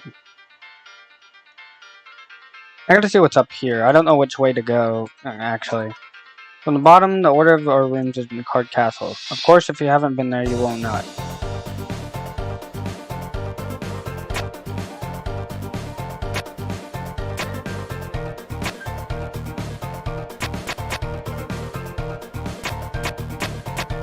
Wait, can't I just guess this?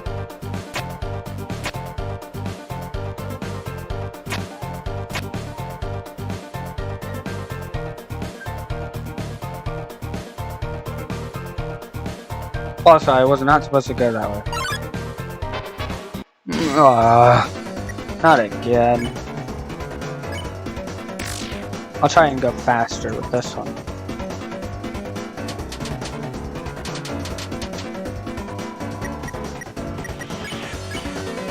Vince.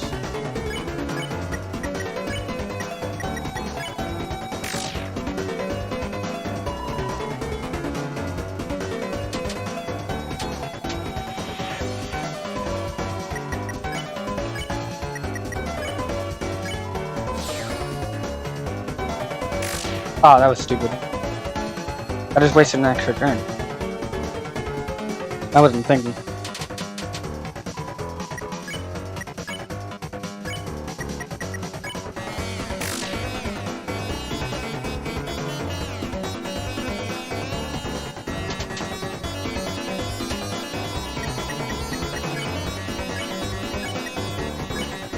Ladder.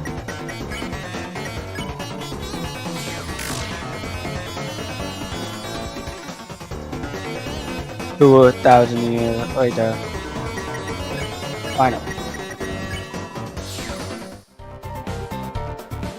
I guess this is where I go.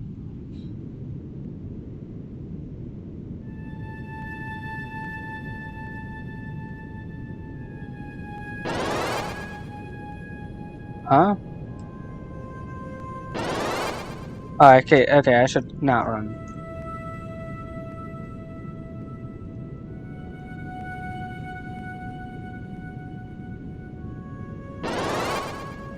Wait, what?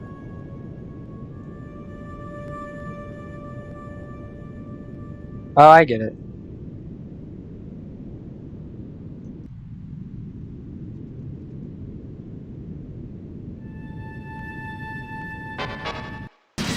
What is this?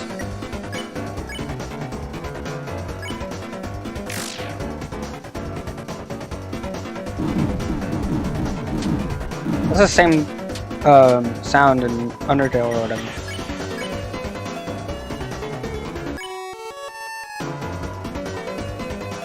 Susie fell asleep. Fail.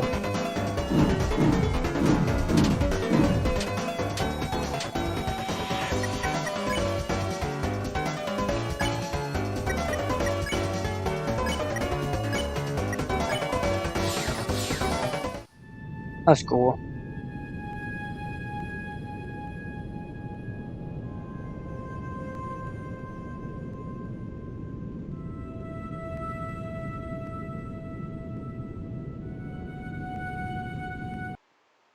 Oh gosh, it's Lancer.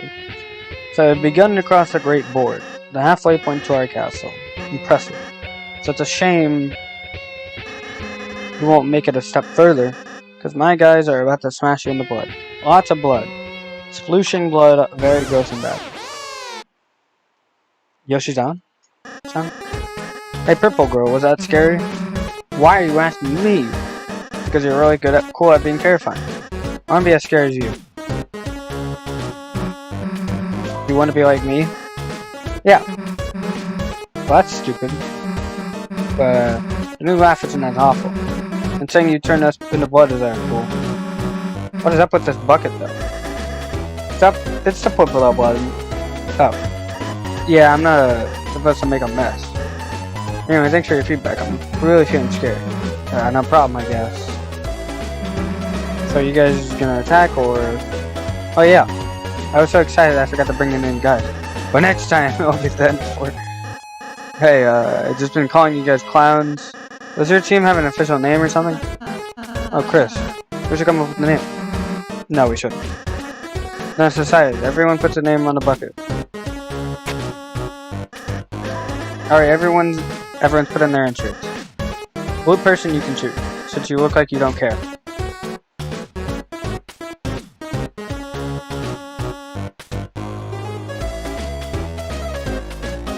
Well, this one's obviously Susie, this one's Rouse, and this one... No, this one has to be Chris, you know. Lance is probably just gonna call it Clown. This is just gonna be some stupid name, and this one will probably be cool. Actually, it'll probably just be like, I didn't choose a name or something. Go with Rouse. The legendary heroes that... I wish I didn't.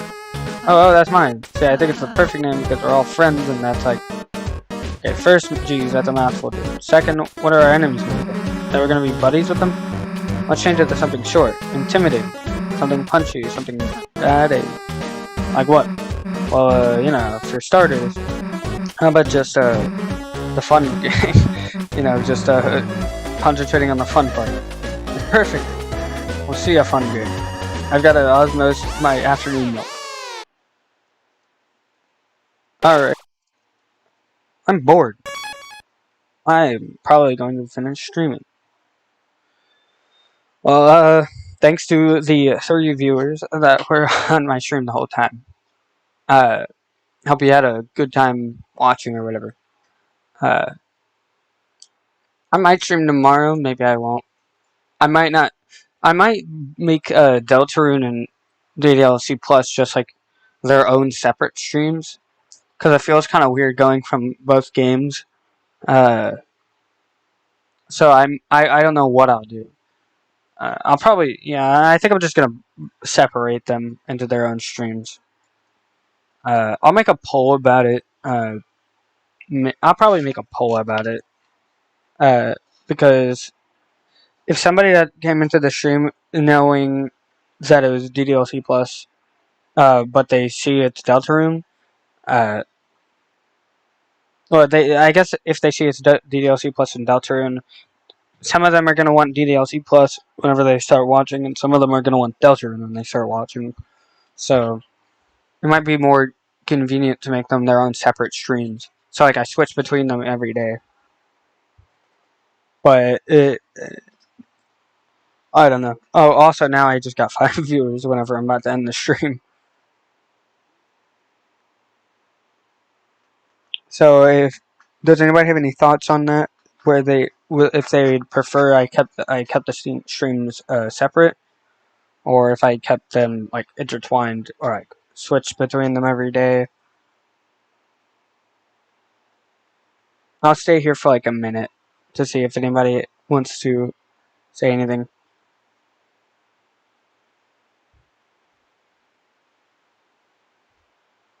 I like how I just noticed on the stream there's only one person like there, like in chat. That's funny.